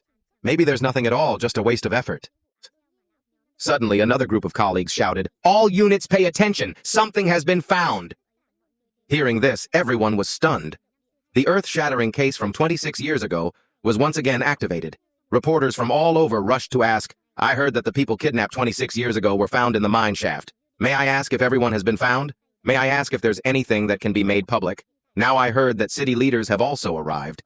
Is it true that the victims' families have offered a reward of millions of yuan to catch the culprit? And Xiao Yu, walking on the road, lamented, "Who would have thought that a group of children would be buried under that mine shaft for 26 years? At this time, Xiao Yu attended a meeting to analyze the particularly serious kidnapping and murder case. At the meeting, people reported that 5 complete sets of skeletal remains were found in the collapsed mine shaft. After DNA comparison, it was officially confirmed that 4 of them were Liang Meili, 9 years old, Liang Shuhan, 12 years old, Tao Xiao, 11 years old, and Liu Hongxiang, 10 years old, who were kidnapped that year. The remaining one was the driver Liu Weiguang. Time shifted to the evening. The parents of Tao Xiao, the 11-year-old who was kidnapped earlier, also came. The family was extremely grateful, calling out, "Officer Zhao, thank you, thank you. If it weren't for you, my son might have been missing forever. To be able to find Xiao Xiao's remains while I'm still alive is thanks to your blessing. Please, you must find the culprit." Afterwards, Xiao Yu stood by the window thinking. The only one whose body hasn't been found is Liang Sisi, 7 years old. Can she be found just based on the composite sketch drawn by the expert? Suddenly, Xiao Yu saw an office still lit up. It's so late, who's still here? Looking closer, it turned out to be Ku Ping, but thinking about it, it made sense. She was always so dedicated to cases, never giving up any hope. At this moment, Ku Ping also noticed Xiao Yu's arrival and spoke sarcastically. "Detective Zhao, what brings you here for guidance?" Xiao Yu smiled and replied, "I came to learn." Ku Ping continued, "Although I really dislike you as a person, I don't dislike your abilities. Tell me, what have you figured out?" Xiao Yu directly replied, "From the beginning, because the kidnappers didn't leave any loopholes, the police believed they had meticulously planned before the kidnapping. But what if their kidnapping was an accident? Normally, after kidnapping someone, kidnappers will quickly call the family to demand ransom. The purpose is to prevent them from reporting to the police, but they waited 3 whole days before calling to extort money. That's very easy to expose. Also, kidnappers usually drive their own car to pick up people. But this time, the 6-seater van carrying the children also disappeared. A 6-seater van is too big a target, very easy for others to spot. If the car ran out of gas or broke down on the road, it would be even more troublesome. The senior said the kidnappers must have at least 3 people. So on this 6-seater van, there were already 5 children and 1 adult, plus 3 kidnappers. Wouldn't that be too crowded? Ku Ping felt there was something unique about this. A very convincing starting point. But if they weren't professional kidnappers, how could they call for ransom? Collect the ransom, kill. The hostages disappear and do everything so perfectly. Xiao Yu smiled and continued. "You've never kidnapped anyone, so it's normal for you not to know. Kidnapping is actually a very technical job. I know people who do kidnappings, and basically no one can do it so perfectly. Therefore, I believe these kidnappers Jen Ben didn't have any kidnapping plan at all. Maybe initially they just wanted to steal a car or some money and never expected so many people to be in the car." Hearing this, Ku Ping reacted, "I haven't kidnapped anyone, so you have." Xiao Yu, looking embarrassed, said, "What are you thinking? In our profession, we more or less have to put ourselves in the criminal's shoes." Ku Ping, after hearing this, also found it reasonable. "You don't look like you've done that kind of thing. According to you, the driver Liu Weiguang was an innocent victim. Wasn't he an accomplice of the kidnappers?" Xiao Yu continued to explain. "He and the children were from the same village, and he even had a private car service cooperation. There was really no need for him to participate in the kidnapping. But if those kidnappers from that year are still alive, they must all be rich men." Ku Ping, a little confused, asked why. Xiao Yu had to continue explaining. "Think about it. A bag of 200,000 yuan in cash was buried under that mine shaft. Only they knew about this. If they lived in poverty, could they not be tempted to go back and dig it up?" Ku Ping suddenly realized. "So we can start from this angle and investigate if anyone involved back then is not short of money." Xiao Yu replied, "We can do it, but the scope is too large and the difficulty is not small." But Ku Ping didn't want to give up. "Anyway, as long as we continue to investigate, there will be results. I hope those kidnappers are still alive." A little later, Xiao Yu went to meet the forensic doctor. "Free for a drink." The forensic doctor replied, "Wait until you've solved the case. Great detective. Here's the incident report you need." Xiao Yu looked at the report and thought. The mine shaft collapsed due to an explosion. The remains of the 5 people all showed signs of impact from an explosion, but currently it cannot be determined whether they were killed by the explosion or buried after death. Near the remains, there were ropes suggesting the deceased were tied with ropes before death, and the ropes were still on them when the explosion occurred. Liu Weiguang's body had clear stab wounds, including 1 broken rib. There were neat cuts on both sides, suggesting he was forcefully stabbed by someone else before death. This position is near the heart, so the probability of death is very high. At this moment, colleagues in the office kept teasing Xiao Yu. Hey Xiao Yu, you solved the brutal murder case and even caught the culprit in the Chen family case. You must be tired of receiving reward money, right? Contribute a little, let us drool a bit, have a goal to strive for. People also say you found the ransom money and the family even gave you a share. Is that true? Just as everyone was gossiping, they heard from outside that the team leader was back. Everyone spoke even louder, and Xiao Yu was getting more and more annoyed. So noisy. All day long it's just money and food. Compared to Ku Ping, who was still pondering the case late last night, this group of people is truly hopeless. Xiao Yu shouted loudly, "If you want to eat, then scram nagging here endlessly. Are you going to let others read reports or not?" Hearing this, everyone was annoyed. Just then, Bureau Chief Liao arrived and sighed. "What's wrong again? This stinking brat wants to confront the entire team." Bureau Chief. Liao slowly walked toward Xiao Yu and called out, "Nephew, follow me. I have something to talk to you about." Hearing the word nephew, everyone's eyes widened again. Damn it. What did Bureau Chief Liao call him? Does Xiao Yu have powerful connections? Could he be the Bureau Chief's nephew? But Xiao Yu looked disdainful, thinking to himself, "Who is this person?" Since he was quite curious, Xiao Yu asked, "Leader, what do you need me for?" Bureau Chief. Liao also said honestly, "This is all I can do. In the future, try to curb that hot temper of yours and work hard." Xiao Yu listened, bewildered. A little later, Xiao Yu went to the place where the kidnappers had arranged for the family to throw the ransom money that year. Just as Xiao Yu was thinking, Miao Ying kept calling him. Xiao Yu reacted, almost falling down. "Why are you shouting so loudly?" Miao Ying hurriedly explained. "I just called you several times. What are you thinking about?" "I'm thinking when the family just arrived at the cliff, the walkie-talkie left by the kidnappers rang. This shows that at least one person was always observing the family's movements. The family was required to stand in the red circle drawn by the kidnappers beforehand and throw all the money down at the same spot on the cliff. So there must have been one person below the cliff waiting for the ransom to fall. And there must have been one person responsible for guarding the hostages. Previously, team leader Ku Ping said they could get the ransom under police surveillance, use walkie-talkies to avoid being tracked and even destroy the tracking device in the ransom bag. So they must be very familiar with police investigation methods. He either used to work in the police system or has friends who are police officers. The explosives components detected in the exploded mine shaft are commonly used for mountain blasting in mining areas. Among the kidnappers, there must also be someone who used to do rock blasting work in a mining area."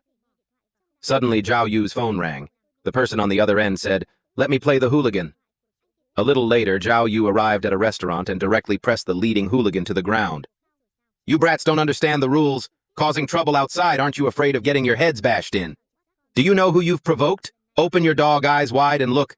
I am Tianba Gay. That one is the red-faced Guangong Su Ye, who paid you to cause trouble at the restaurant Da Fei Long or Huang Mao Chang." The hooligan then confessed, "It was the guy with glasses. That guy with glasses seems to be called Xiao Ma Chao or something. We're not close. We don't have his phone number. They just gave each of us 200 yuan and told us to drive away the customers." Xiao Yu then cursed, "You guys are really idiots. I heard Da Fei Long offered 20,000 yuan. Xiao Ma Chao hired you for 200 yuan. You don't even know how much commission he skimmed off you. All right, leave the money and scram." The hooligans, hearing they could scram, immediately handed over the money and fled. After that, Xiao Yu and Su Ye drank merrily together. Su Ye also started to praise, "You're good. You sounded so real, even I believed it. I've become the red-faced Guangong Su Ye in the underworld now." "Gay." Xiao Yu also replied happily, "Looking at that group, you can tell they're greenhorns new to the profession with no background in the underworld." Su Ye smiled and continued, "What you said just now, I'll take it as you agreed." Earlier, Su Ye had invited Xiao Yu to work in the Discipline Inspection Department as a special investigator. In the future, if you encounter this kind of situation, just use the name of the Major Crimes Unit and stir things up. Conveniently drag some case into it and cause them a bit more trouble. "Oh, I didn't expect your police methods to be so insidious." "What are you talking about? Aren't you a police officer? Right now, we can only fight fire with fire. Use a sprat to catch a mackerel. Wait until I figure out their internal connections, then I can catch them all in one go. Today, luckily, I had you. If I had acted, my identity would have been exposed immediately." Xiao Yu could only smile. "So you came to Kinshan City to investigate right as the head of the supervision department in the bureau, one of theirs." Su Ye also confirmed, "That's correct. That name Xiao Ma Chao you just dug up is not a bad clue. I didn't expect you to play a hooligan so professionally. You're truly an expert at causing trouble for others. Xiao Yu also didn't mind. Are you trying to say I'm very much like a hooligan? Just as the two were chatting happily, Xiao Yu suddenly thought of something. Wait a minute, professional and expert. This reminded him of someone. He stood up and hurriedly left. I have something to do, I have to go first. Let's contact each other later. Su Ye watched Xiao Yu leave, feeling speechless. I've never finished a meal with him. A little later inside QN prison, which housed all serious criminals. At this time, Xiao Yu found Xiao Hai. You've also committed kidnapping. This person is the culprit in a kidnapping and murder case. 2 accomplices were shot dead earlier. He has participated in many kidnappings and can be considered an expert in the kidnapping world. Because the hostage suddenly had a heart attack and died, he was sentenced to life imprisonment. Xiao Hai, I'll be frank. Under what circumstances would you kill a hostage? Xiao Hai immediately looked aggrieved. Hasn't my case already been clearly investigated? I kidnapped that girl who had a heart condition. We didn't intentionally kill her. Kidnapping is to make money. Who wants to kill someone? Xiao Yu, seeing this, also broke into a sweat. Don't cry. Calm down.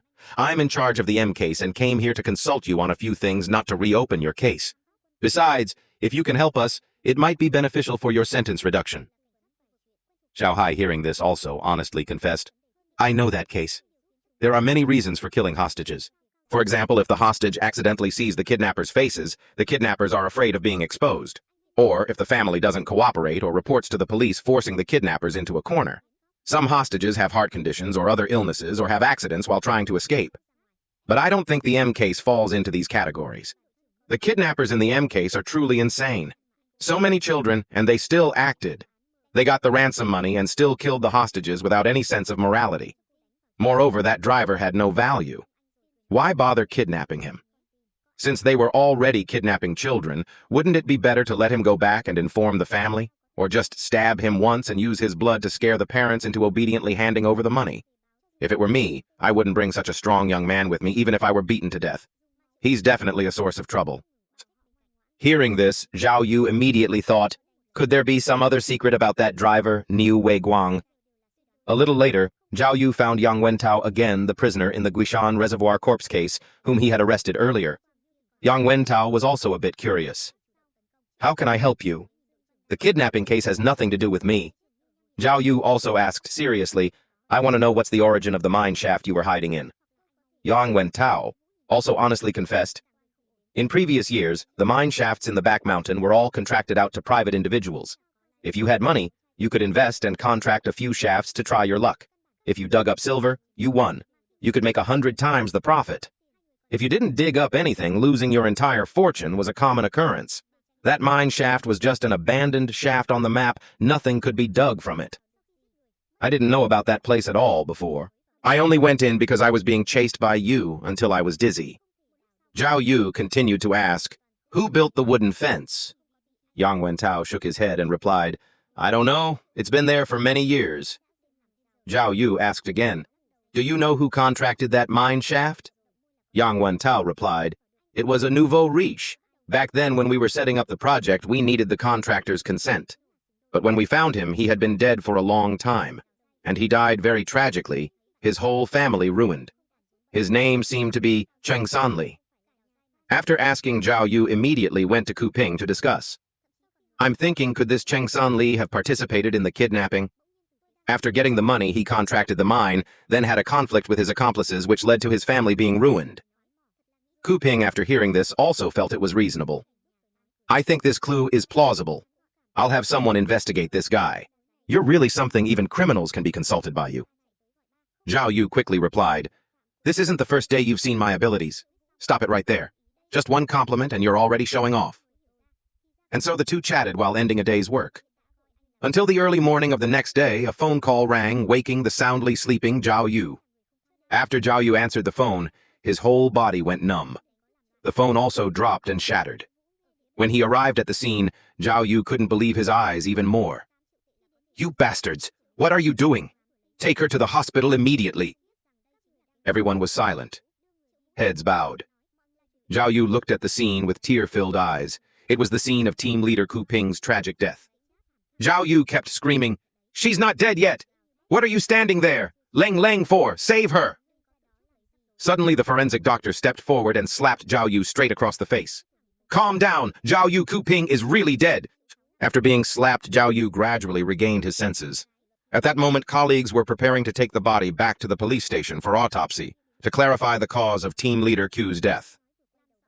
Xiao Yu slowly walked over, picked up Kuping, and left with tear-filled eyes. A little later, the Bureau immediately analyzed Kuping's case. A colleague said, "Around 1 a.m. last night, team leader Kuping had an accident while driving home.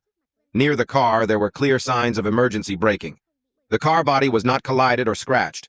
We currently speculate that when she passed the incident location, she saw someone on the road, so she braked sharply and got out to check but was stabbed and her shoulder bag was robbed. However, there was no dash cam in Kuping's car. The section of the road where the incident occurred was under construction, and the surveillance cameras were paralyzed, so there are no images recording the situation at that time. The culprit who stabbed Kuping to death committed a premeditated robbery. He originally just wanted to rob some money, but because a dispute occurred with Kuping, he accidentally stabbed her to death." After hearing the report, Xiao Yu didn't think so. It's definitely not that simple. If the culprit was robbing for money upon seeing her in police uniform, he would have just turned and fled. She was stabbed into a pool of blood. If it was an accidental killing, was it necessary to stab so many times? If it was an intentional killing... Xiao Yu's pupils suddenly constricted. Could it be because of Chung Sanli, whom she was investigating in the M case yesterday? Before he could think much, the forensic doctor said, "It's very strange. Although team leader Kuping was stabbed multiple times, the fatal blow was a stab from behind. This stab went straight to the heart and even avoided the bones protecting the heart. The culprit is definitely a professional." Another colleague continued to analyze.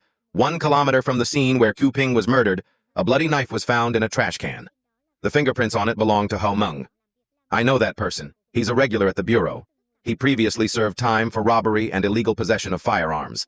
Everyone look at the police files. Linking the surveillance video near the incident scene, he was there. He was even holding team leader Q's bag."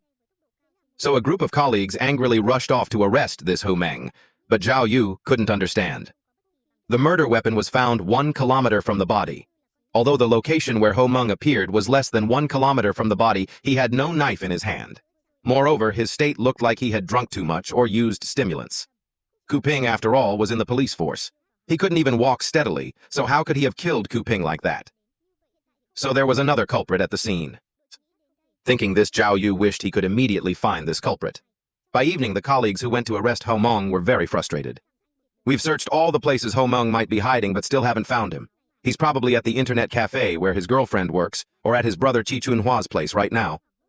If we can't find him within another 24 hours, we're out of luck." Xiao Yu looked at Kuping's photo and asked, "Did you investigate Chung Sanli last night?" The colleague replied, very embarrassed, "Yes, but we didn't find anything. So we went back first. At that time, I felt team leader Kuping wasn't in good spirits and wanted to drive her home. If I had insisted on driving her home, this wouldn't have happened." The colleague at this moment was filled with endless regret in his heart. But now was not the time for regret. Xiao Yu looked at Kuping's photo and thought, "I won't let you die in vain. I will not only investigate the M case to the end, but also catch the murderer who killed you."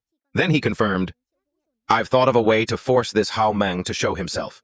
Which of you is willing to help me?" At this point, Xiao Yu directly ordered a group of hooligans to arbitrarily interrogate the suspect's girlfriend. When the door was kicked open, the leading underling arrogantly said to Xiao Yu, "Officer Zhao, the girl confessed. Hao Meng called her this morning saying he caused trouble and wanted to go into hiding, asking a guy named Ji Chunhua for help." Xiao Yu, after hearing this, only asked, "Has she confessed yet?"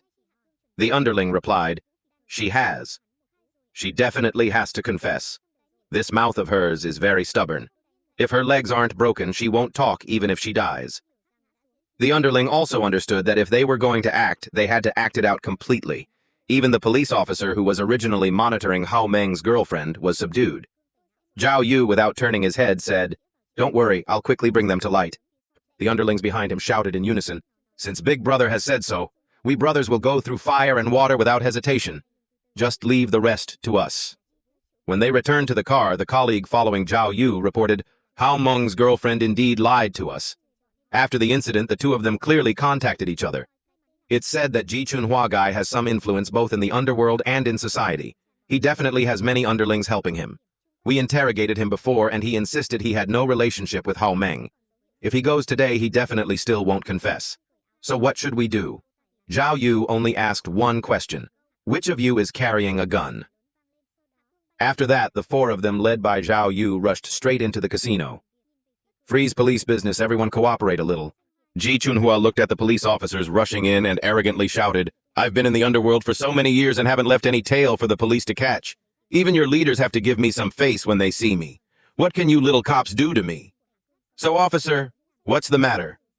Ji Chunhua, relying on his many underlings, completely disregarded Xiao Yu and the others. But Xiao Yu didn't care about that and directly punched him. Ji Chunhua didn't expect this man to be so unruly. Xiao Yu lifted his foot and got straight to the point. Where is Hao Meng? The underlings beside him finally reacted. Are you crazy? How dare you hit our big brother? Ji Chunhua also shouted. I already told you I don't know. Do you know what you're doing? Let me see how I deal with you later. Seeing a group of underlings preparing to make a move, Xiao Yu signaled his colleagues, who immediately fired warning shots. Xiao Yu fiercely said, We are arresting the murderer of the criminal investigation team captain. Anyone else who dares to talk nonsense, I will deal with them for obstructing official duties and shoot them. If you're not afraid of bullets, then come on up. As soon as these words were uttered, no one dared to advance further. Then he continued, Ji Chunhua, you're a smart person. Without orders from above, would little cops like us dare to come to you demanding someone? Since you don't know what's good for you, then be a cripple for the rest of your life. Ji Chunhua, seeing Xiao Yu about to stomp down, immediately pleaded, Officer, please listen to me. Believe me, I don't know where Hao Meng went, but I can help you investigate. As soon as these words were uttered, Xiao Yu's anger exploded. At this point, you still want to play tricks on me? Without saying another word, he directly stomped and broke Ji Chunhua's leg. Then he lifted his foot, preparing to stomp on the other leg. Only then did Ji Chunhua truly realize the severity of the problem and hurriedly shouted, Don't, he's at the Anlu warehouse. Although Xiao Yu had found Ho Meng's hiding place, this location was really too large. A colleague immediately informed the captain to call for reinforcements. Just as Xiao Yu and the others were still thinking about how to find Ho Meng's specific location, Ho Meng came out from behind. A colleague immediately recognized him and shouted loudly, Stop, Hao Meng! Hao Meng, seeing this, didn't hesitate and immediately fled. Xiao Yu and the others chased relentlessly. At this moment, Ho Meng suddenly ran into a warehouse. Xiao Yu and the others, having just reached the door, looked bewildered. Isn't this like catching fish in a barrel? Suddenly, a series of dazzling lights turned on. Xiao Yu was startled. Is this another criminal den? Ho Meng immediately shouted, Stop them! They're police! Following Ho Meng's shout, everyone in the criminal den rushed forward. Xiao Yu, leading the charge, directly rushed in and punched through the criminals' ranks, then immediately shouted, You guys go catch Hao Meng first! Suddenly, a man grabbed Xiao Yu from behind. Xiao Yu forcefully threw him off, but unexpectedly he was hit on the head with a stick by another person. Blood kept flowing from his forehead. Xiao Yu fiercely turned his head to look. Just as everyone was worried, Xiao Yu snatched the broken stick. His colleague immediately sensed something was wrong. Immediately after, Xiao Yu, without hesitation, stabbed the stick into that man. The man also let out a tragic scream in pain. Just as the opponent was screaming tragically, another person rushed up with a cleaver. Xiao Yu directly pulled out the wooden stick and stabbed it straight into the other person's abdomen. The tragic screams at the scene became even more intense. The remaining people, upon seeing this scene, were so scared they didn't dare to move anymore. Xiao Yu thoroughly displayed his way of handling things from his previous life. A man who is not ruthless cannot stand firm. Where Xiao Yu passed, everyone dropped their weapons. Just like that, Xiao Yu, holding a cleaver, slowly walked out the door. A little later, Xiao Yu caught up with his colleagues. A colleague also reported, Hao Meng just ran towards that side. There are no cars nearby, so he definitely can't run far. Xiao Yu suddenly saw a motorcycle at the corner of the street. Xiao Yu, without hesitation, directly used the universal lock-picking device to start the vehicle. Before he could even start the engine, he heard gunshots from the side. Xiao Yu immediately went up and asked, Are you okay? Where's Hao Meng? The colleague hurriedly replied, Hao Meng is up ahead. That guy has a fake gun and shot me in the leg. Be careful, don't let him escape. Hearing this, Xiao Yu directly accelerated and rushed forward. Hao Meng at this point was already exhausted. Turning his head, he saw Xiao Yu chasing him.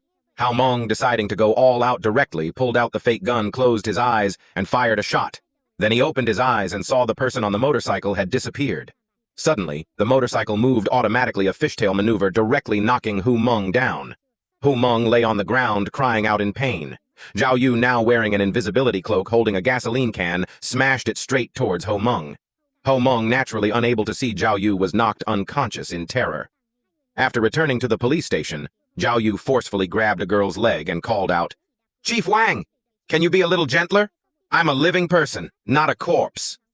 Chief Wang said seriously, "No, if I don't use force, how can I stitch it? Besides, you should still go to the hospital for a comprehensive checkup. If there are any other problems, you can't be careless." Xiao Yu said it was fine. Turning his head, he saw the team leader still staring at him. The team leader, seeing this, also explained, "I have to keep a close eye on you lest you cause trouble for me again."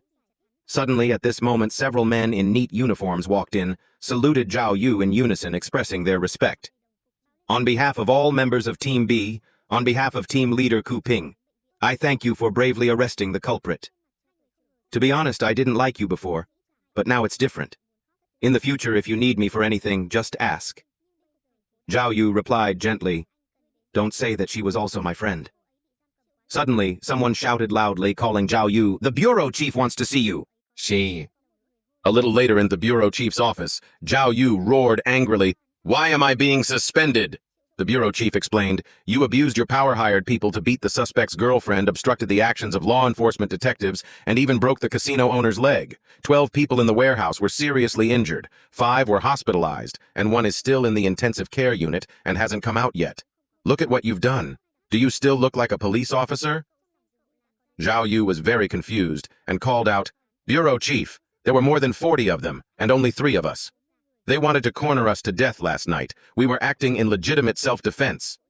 The bureau chief shouted loudly, arguing stubbornly, "We are police officers. We must think about the consequences when we work. We can't just do whatever we want." Xiao Yu was unwilling. Before team leader Q was harmed, she was investigating the M case. Her death is very likely related to the M case. At the scene where she was harmed, there was only a video of Ho Meng, leaving no video of him arriving. Ho Meng had no weapon in his hand yet. The weapon appeared in a trash can 1 kilometer away. This proves he still has accomplices behind him. Behind Ho Meng, there might be another mastermind. This mastermind might know all of Ku Ping's actions and is definitely not an ordinary person. He might even come from within our police bureau. This case must be investigated by me. The bureau chief called out to Xiao Yu again.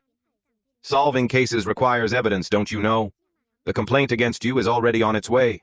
If it weren't for you catching Ho Meng, you would have been imprisoned by the police team long ago. I've already been scolded several rounds by the higher-ups. Not expelling you is already the utmost leniency." Hearing these words, Xiao Yu's hot temper could no longer be suppressed. He directly kicked the bureau chief's desk and raised his middle finger. "If you don't let me investigate, then I don't want to do it anymore." That night, Xiao Yu dreamed that Ku Ping appeared at the dinner table. Xiao Yu hurriedly asked, "Why are you here?" Ku Ping said indifferently, "Where else should I be? Who knows, maybe you really want to have this meal with me." Xiao Yu was very embarrassed. "I'm sorry. If it weren't for me letting you investigate Chung Sanli of the M case." Ku Ping then demanded, "Stop being narcissistic. How do you know it's because of the M case?" Xiao Yu said firmly, "I will definitely catch the person who killed you. No matter how many there are, I will bring them all to light." "Okay, then I believe you." At this moment, Xiao Yu was lying on the bed, tears streaming down his face. Time moved to the next day. At Ku Ping's memorial service, Ku Ping's husband held their son sobbing. The son kept calling, "Daddy, Daddy, why isn't Mommy waking up yet? Daddy, quickly wake Mommy up to play with me." Looking at this scene, Xiao Yu felt very uncomfortable in his heart. No matter what method I use, I must quickly return to the police team to investigate the M case. No matter what the truth about her death is, I will absolutely not give up. Suddenly, a phone rang. Xiao Yu picked up the phone. "Xiao Yu, at your 11 o'clock, there's a car. I just want to see you alone. Come here quickly." When Xiao Yu reached the car, the person who got out was Bureau Chief Liao. Bureau Chief Liao didn't explain anything and directly opened the backseat door. Xiao Yu recognized at a glance that it was Captain Jin. Captain Jin, wearing hospital clothes, shouted, "You brat! What are you standing there leng-leng for? Quickly help me down! Push me to pay respects to Ku Ping!" Captain Jin then also wondered, how did Ku Ping die? Just as Xiao Yu was about to answer, Captain Jin's slipper fell off. Xiao Yu without hesitation picked it up and put it on for him. A little later, Captain Jin directly kicked off the slipper. Xiao Yu at this moment was very annoyed. Can your feet move?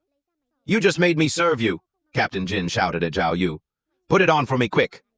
Although Xiao Yu was very annoyed, he still obediently put the slipper back on. Captain Jin, seeing this, directly hit Xiao Yu on the head with the flowers. Quick, push me back. I want to go back to the car. Xiao Yu really didn't understand what was happening, thinking to himself, is this old man mentally ill? A little later, after Captain Jin left, Bureau Chief Liao took out a notebook and gave it to Xiao Yu. Old Jin said if he returned to the car by himself, this notebook would be cremated with him. If you pushed him back, this notebook would be given to you. Xiao Yu was very confused. What's wrong with him? Bureau Chief Liao at this moment also looked very grave and explained, it's bone cancer. Both his legs had to be amputated. At most, he can only live for another 4 months. He doesn't want to torture himself anymore either. Hearing this, Xiao Yu's heart felt heavy. Bureau Chief Liao continued, this notebook records all of Wu Qi's national-level major cases, all cold cases that old Jin personally participated in back then. He no longer has the strength to investigate. He has identified you as the successor he has been looking for all along. He sees his younger self in you. Well, kid, do you feel this burden is heavy? Xiao Yu, after hearing these words, smiled and said, these old ginger-like men want to lead me by the nose and make me sell my life for you. Bureau Chief Liao was about to take back the notebook, but Xiao Yu quickly snatched it. Xiao Yu, I am originally a person who hates evil as an enemy, a god who wants to help justice. How can I let murderers roam free outside the law? But last time you came to the office to help me show off, I thought something was wrong with you. Turns out you were asking for a favor. Unfortunately, I'm now suspended by old Chu and can't do anything. Can you help me get reinstated? Bureau Chief? Liao replied. Where's the suspension letter? Without documents, how can it be called a suspension? Bureau Chief Chu just wanted to teach you a lesson. Do you know how many bullets he has taken for you? If it weren't for him doing his best to protect and keep you, you would have been handcuffed by now. That Ji Chunhua guy keeps biting onto you, refusing to let go. Recently, he's even been using all sorts of connections to send you to prison. Hearing this, Xiao Yu immediately flew into a rage. Damn it! Let's see how I deal with this guy who doesn't know life from death today. Bureau Chief Liao was worried. Now is a sensitive time. Don't be impulsive like that. Xiao Yu hurriedly waved his hand. Don't worry, I know my limits. He will definitely back down obediently. After I finish these 2 big things, I will fulfill old Jin's wish. In the evening, Xiao Yu went to a tea house to find Boss Ji. Is this tea expensive? I want to buy a box for our bureau chief. What do you think? Ji Chunhua, though afraid of the man in front of him, was still arrogant since it was his territory. Surnamed Zhao, you've got some nerve daring to come here by yourself. Xiao Yu held the tea box, pretending to be friendly. Boss Ji, I came today to make friends. Let's resolve our grievances and become friends. How about I treat you to a meal? Ji Chunhua paid no attention, completely disregarding him. Now let me break your legs, then you kowtow and apologize to me, and I'll consider it. Hearing this, Xiao Yu knew there was nothing to discuss. Suddenly, Ji Chunhua and his underlings continuously received phone calls, reporting that several of his workshops were being raided by the police. But this blow didn't make Ji Chunhua yield. On the contrary, he arrogantly shouted, Xiao Yu, don't think doing this will scare me. I have money, I'm not short of a few shabby workshops. Xiao Yu, after hearing this, sneered, stepped forward, and poked Ji Chunhua's head with his finger. I just collected your soul. You'd better be obedient or you'll bear the consequences yourself. Hearing this, Ji Chunhua thought he was crazy. Xiao Yu smiled and walked out. A little later at a dog meat restaurant, Ji Chunhua received a call from Xiao Yu. Boss Ji, you're quite leisurely even eating dog meat. Are you looking for someone to deal with me? And there's Mao Tai wine and Cuban cigars too. 2 men and 1 woman all dressed like distinguished guests, huh? Hearing this, Ji Chunhua immediately realized something was wrong. Could this guy be following me? He looked around, but he didn't know that Xiao Yu had used an invisible surveillance device to monitor him. Xiao Yu continued, Don't look, it's not there, it's on you. That guy in the plaid shirt is a judge, right? That girl with glasses looks familiar. Is she Wen Zhuzhu from the Procuratorate? That guy with no beard is a lawyer. Ji Chunhua at this moment was extremely panicked and hurriedly hung up the phone. He ran straight into the restroom, stripped off all his clothes to check for any surveillance devices. But unexpectedly, Xiao Yu called again. I say, Boss Ji, you don't have to be so careful, looking for surveillance devices. Your skin is quite fair. There's even a birthmark next to your navel. Overcome with anger, Ji Chunhua turned off his phone. A little later, Ji Chunhua, exhausted, dragged himself home. Ji Chunhua's wife smiled and said, You're back. It's so late, yet you still know the way home. Suddenly, a phone call came to Ji Chunhua's wife's phone. Ji Chunhua answered, and Xiao Yu said again, "Is hanging up enough? Your wife is quite a looker, isn't she? How about I live stream your lovemaking for the world to see?"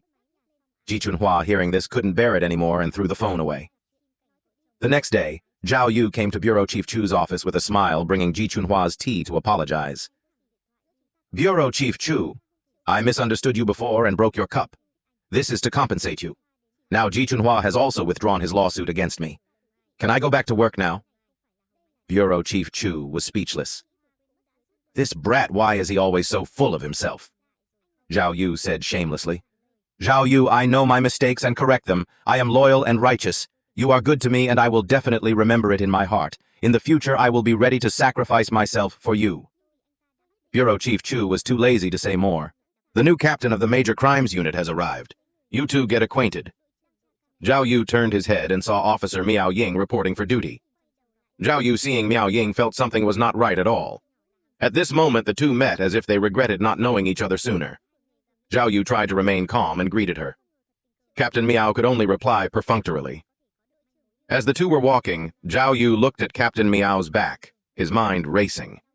He stepped forward, feigning friendliness. "Did something happen that made you run to this remote corner of mine? Or were you transferred here because of me?" No sooner said than done upon mentioning being forcibly kissed before Captain Miao immediately turned purple with anger and launched a kick. Xiao Yu, reacting like lightning, dodged the attack, but the power of that kick made the colleagues in the next office feel a tremor, thinking it was an earthquake, and they hurriedly ran out to see. Unexpectedly, they saw the wall Captain Miao had just kicked smoking. Xiao Yu broke into a cold sweat and said, "This is our new captain. Everyone get acquainted." A little later, Xiao Yu went to Sub-Bureau number 2, preparing to interrogate Hao Meng.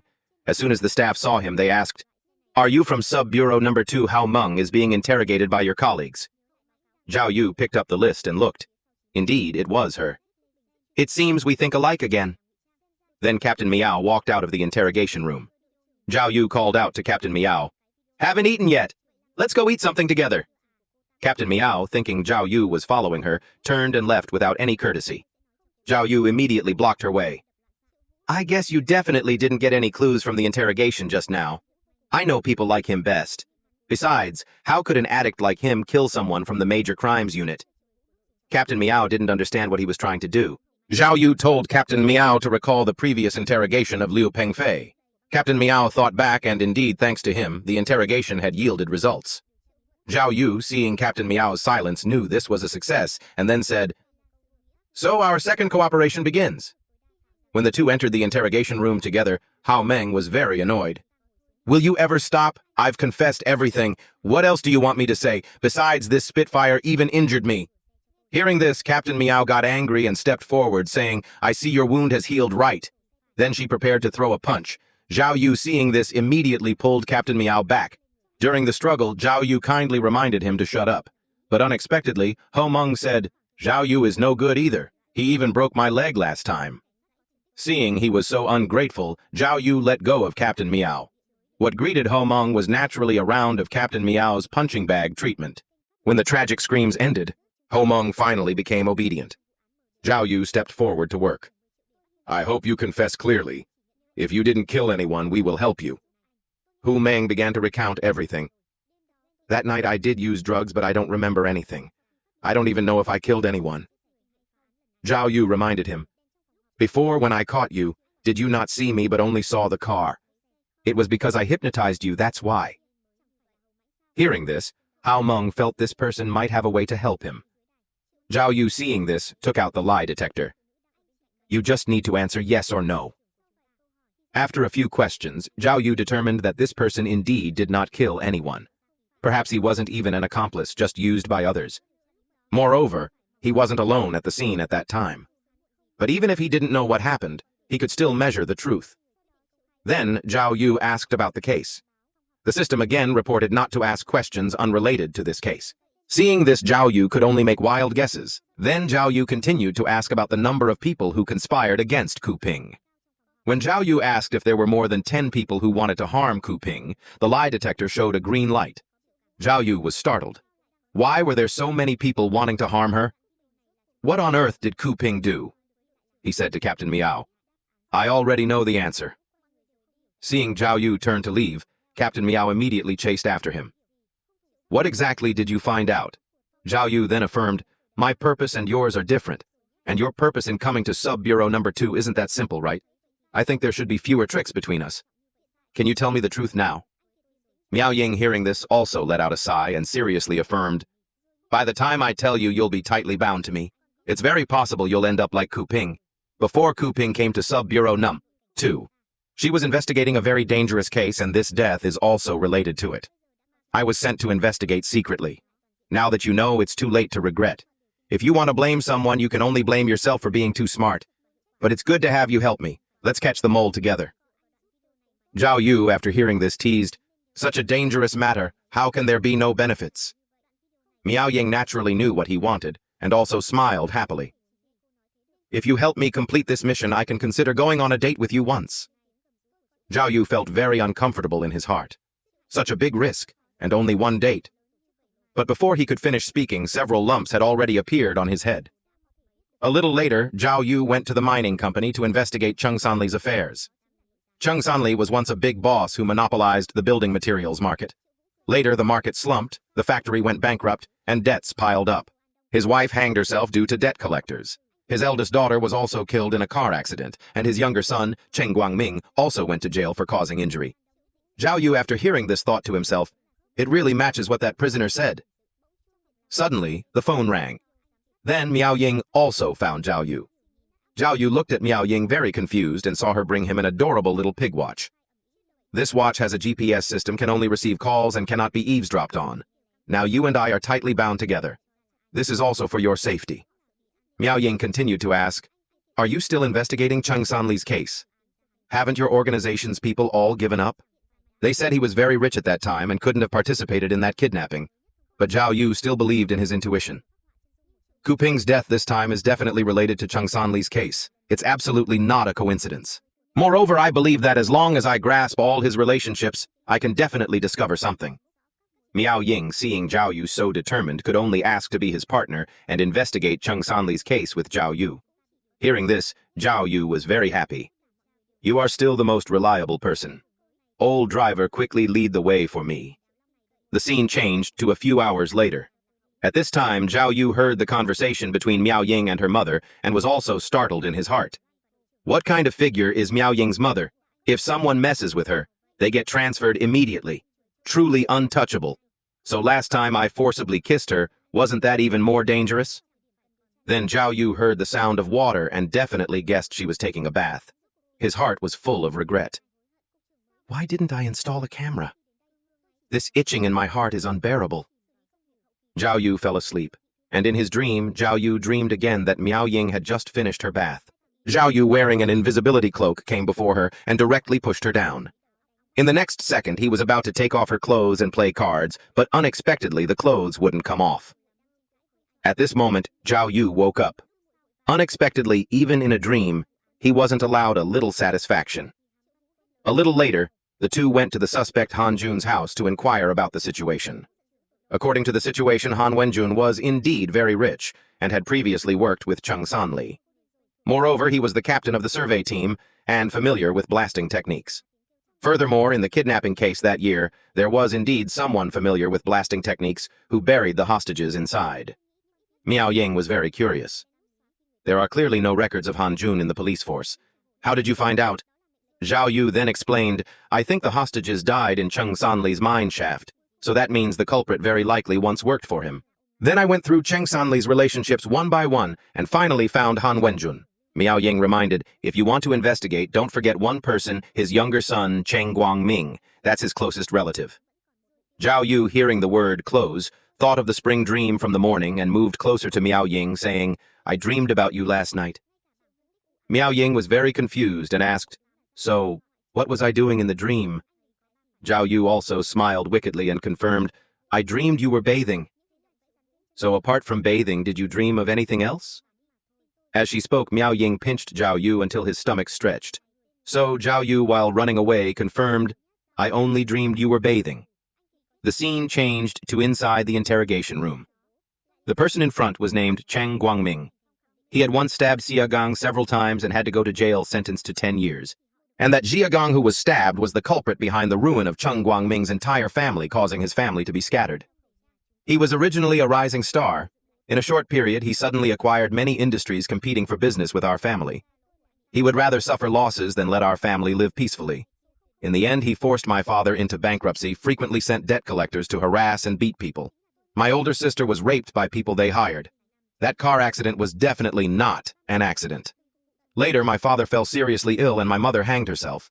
I immediately collapsed. I looked at my whole family lying in front of me.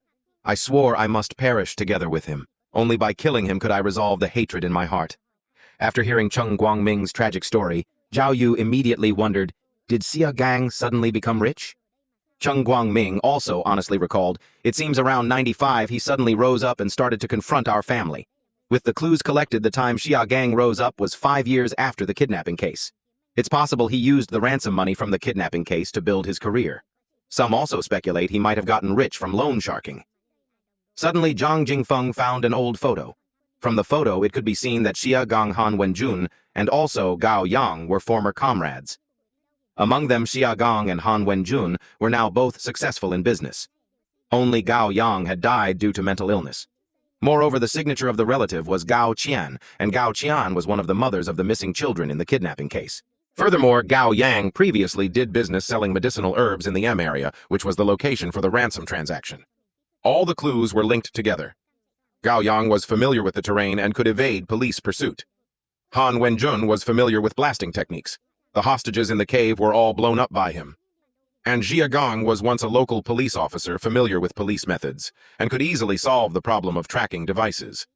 But what everyone couldn't understand was why Gao Yang would kidnap his own nephew, and even kill him. It's very possible that because of this, he became mentally ill. Miao Ying immediately ordered to divide people to investigate Gao Yang's situation in the mental hospital as well as Gao Qian's situation, and to clearly investigate the relationship between the three of them and Cheng Sanli. Then Captain Miao asked Xiao Yu out privately. Xiao Yu thought Captain Miao wanted to date him, but Captain Miao raised her fist, intending to punch him. Talking seriously with you, and you're still so flippant. Xiao Yu still didn't give up. Hitting me also hurts a lot. How about we make a date some night and talk slowly? I'll let you hit a soft spot. Captain Miao pinched his butt and said with a smile, All right, tonight it is then. Who would have thought that among the criminals in the child kidnapping case there would also be the child's uncle? How on earth could he do it? In the end, he even killed him. Regarding this, Captain Miao and Xiao Yu thought about it for a long time, but couldn't figure it out. Even if they are the real kidnappers, even now there's no evidence to arrest them. And Xiao Yu, having just had his butt pinched, kept complaining. Captain Miao, seeing this, hit Xiao Yu's butt with a fan again.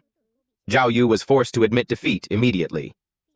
Right now these are all our speculations, no evidence. Moreover, now that they are all successful in business, they will definitely hire the best lawyers to defend themselves.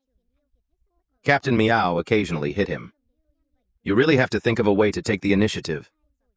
Xiao Yu, with a dog-like expression, looked at Captain Miao. Do you have any brilliant ideas?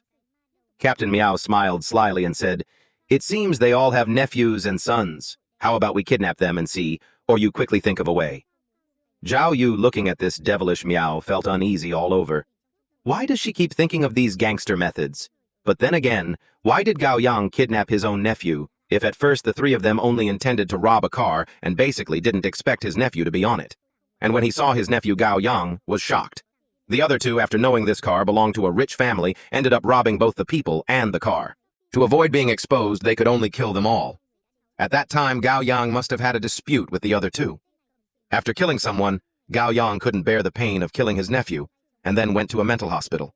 The other two took the ransom money, and their businesses grew bigger and bigger. A little later, Captain Miao grabbed Xiao Yu's ear, waking him up.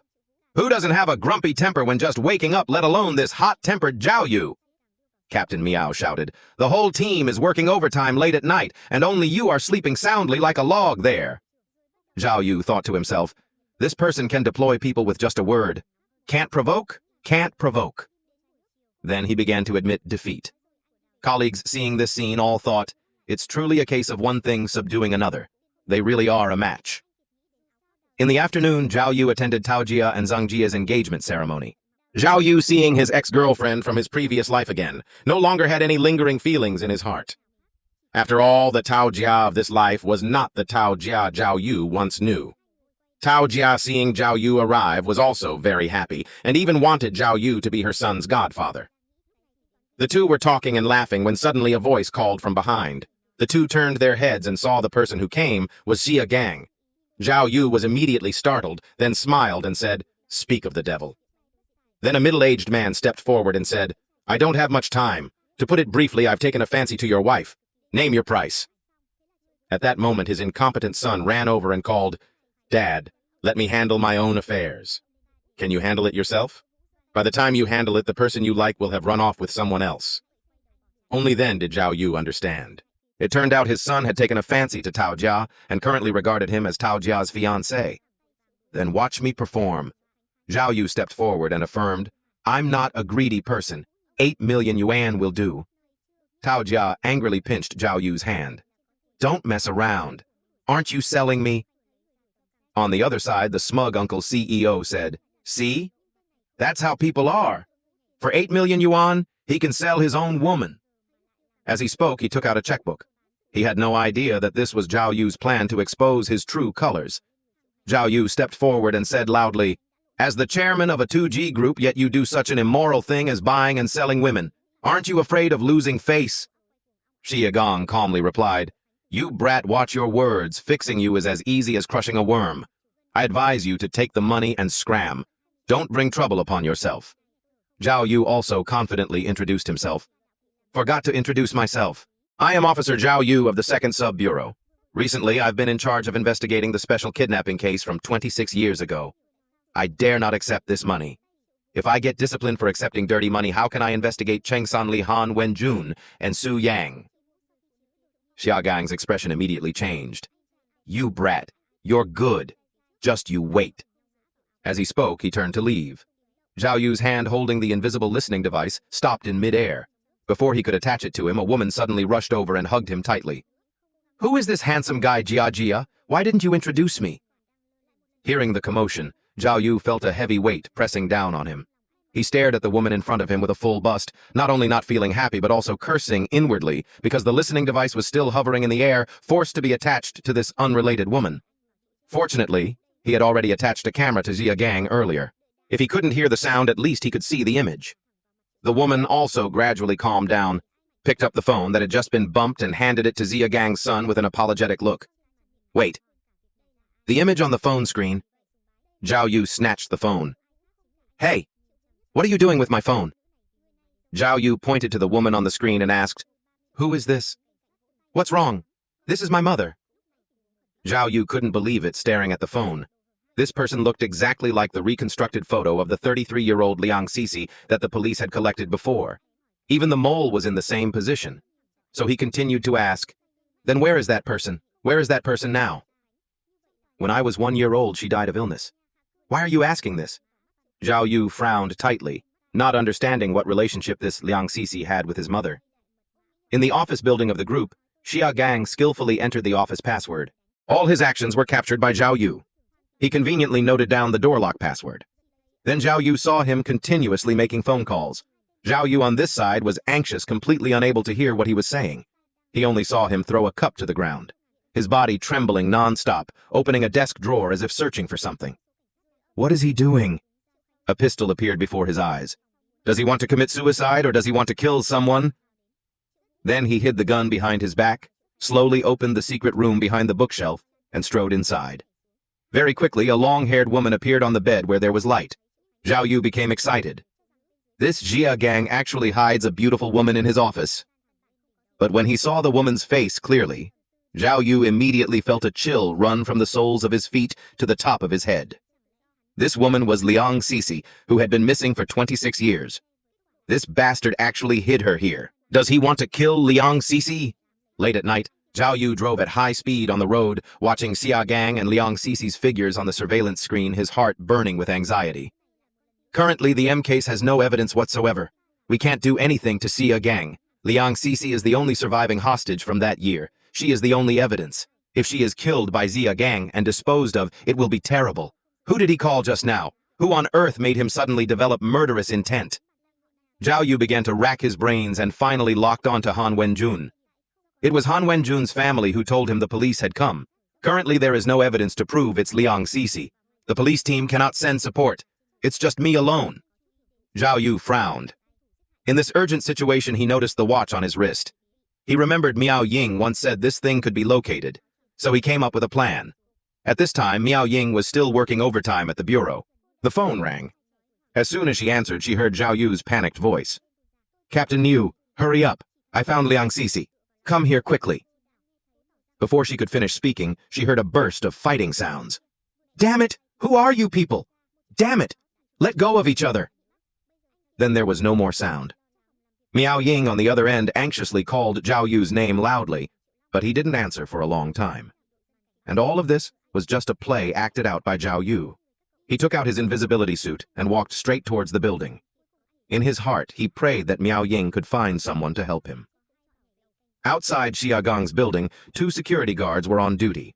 Suddenly, the automatic door opened.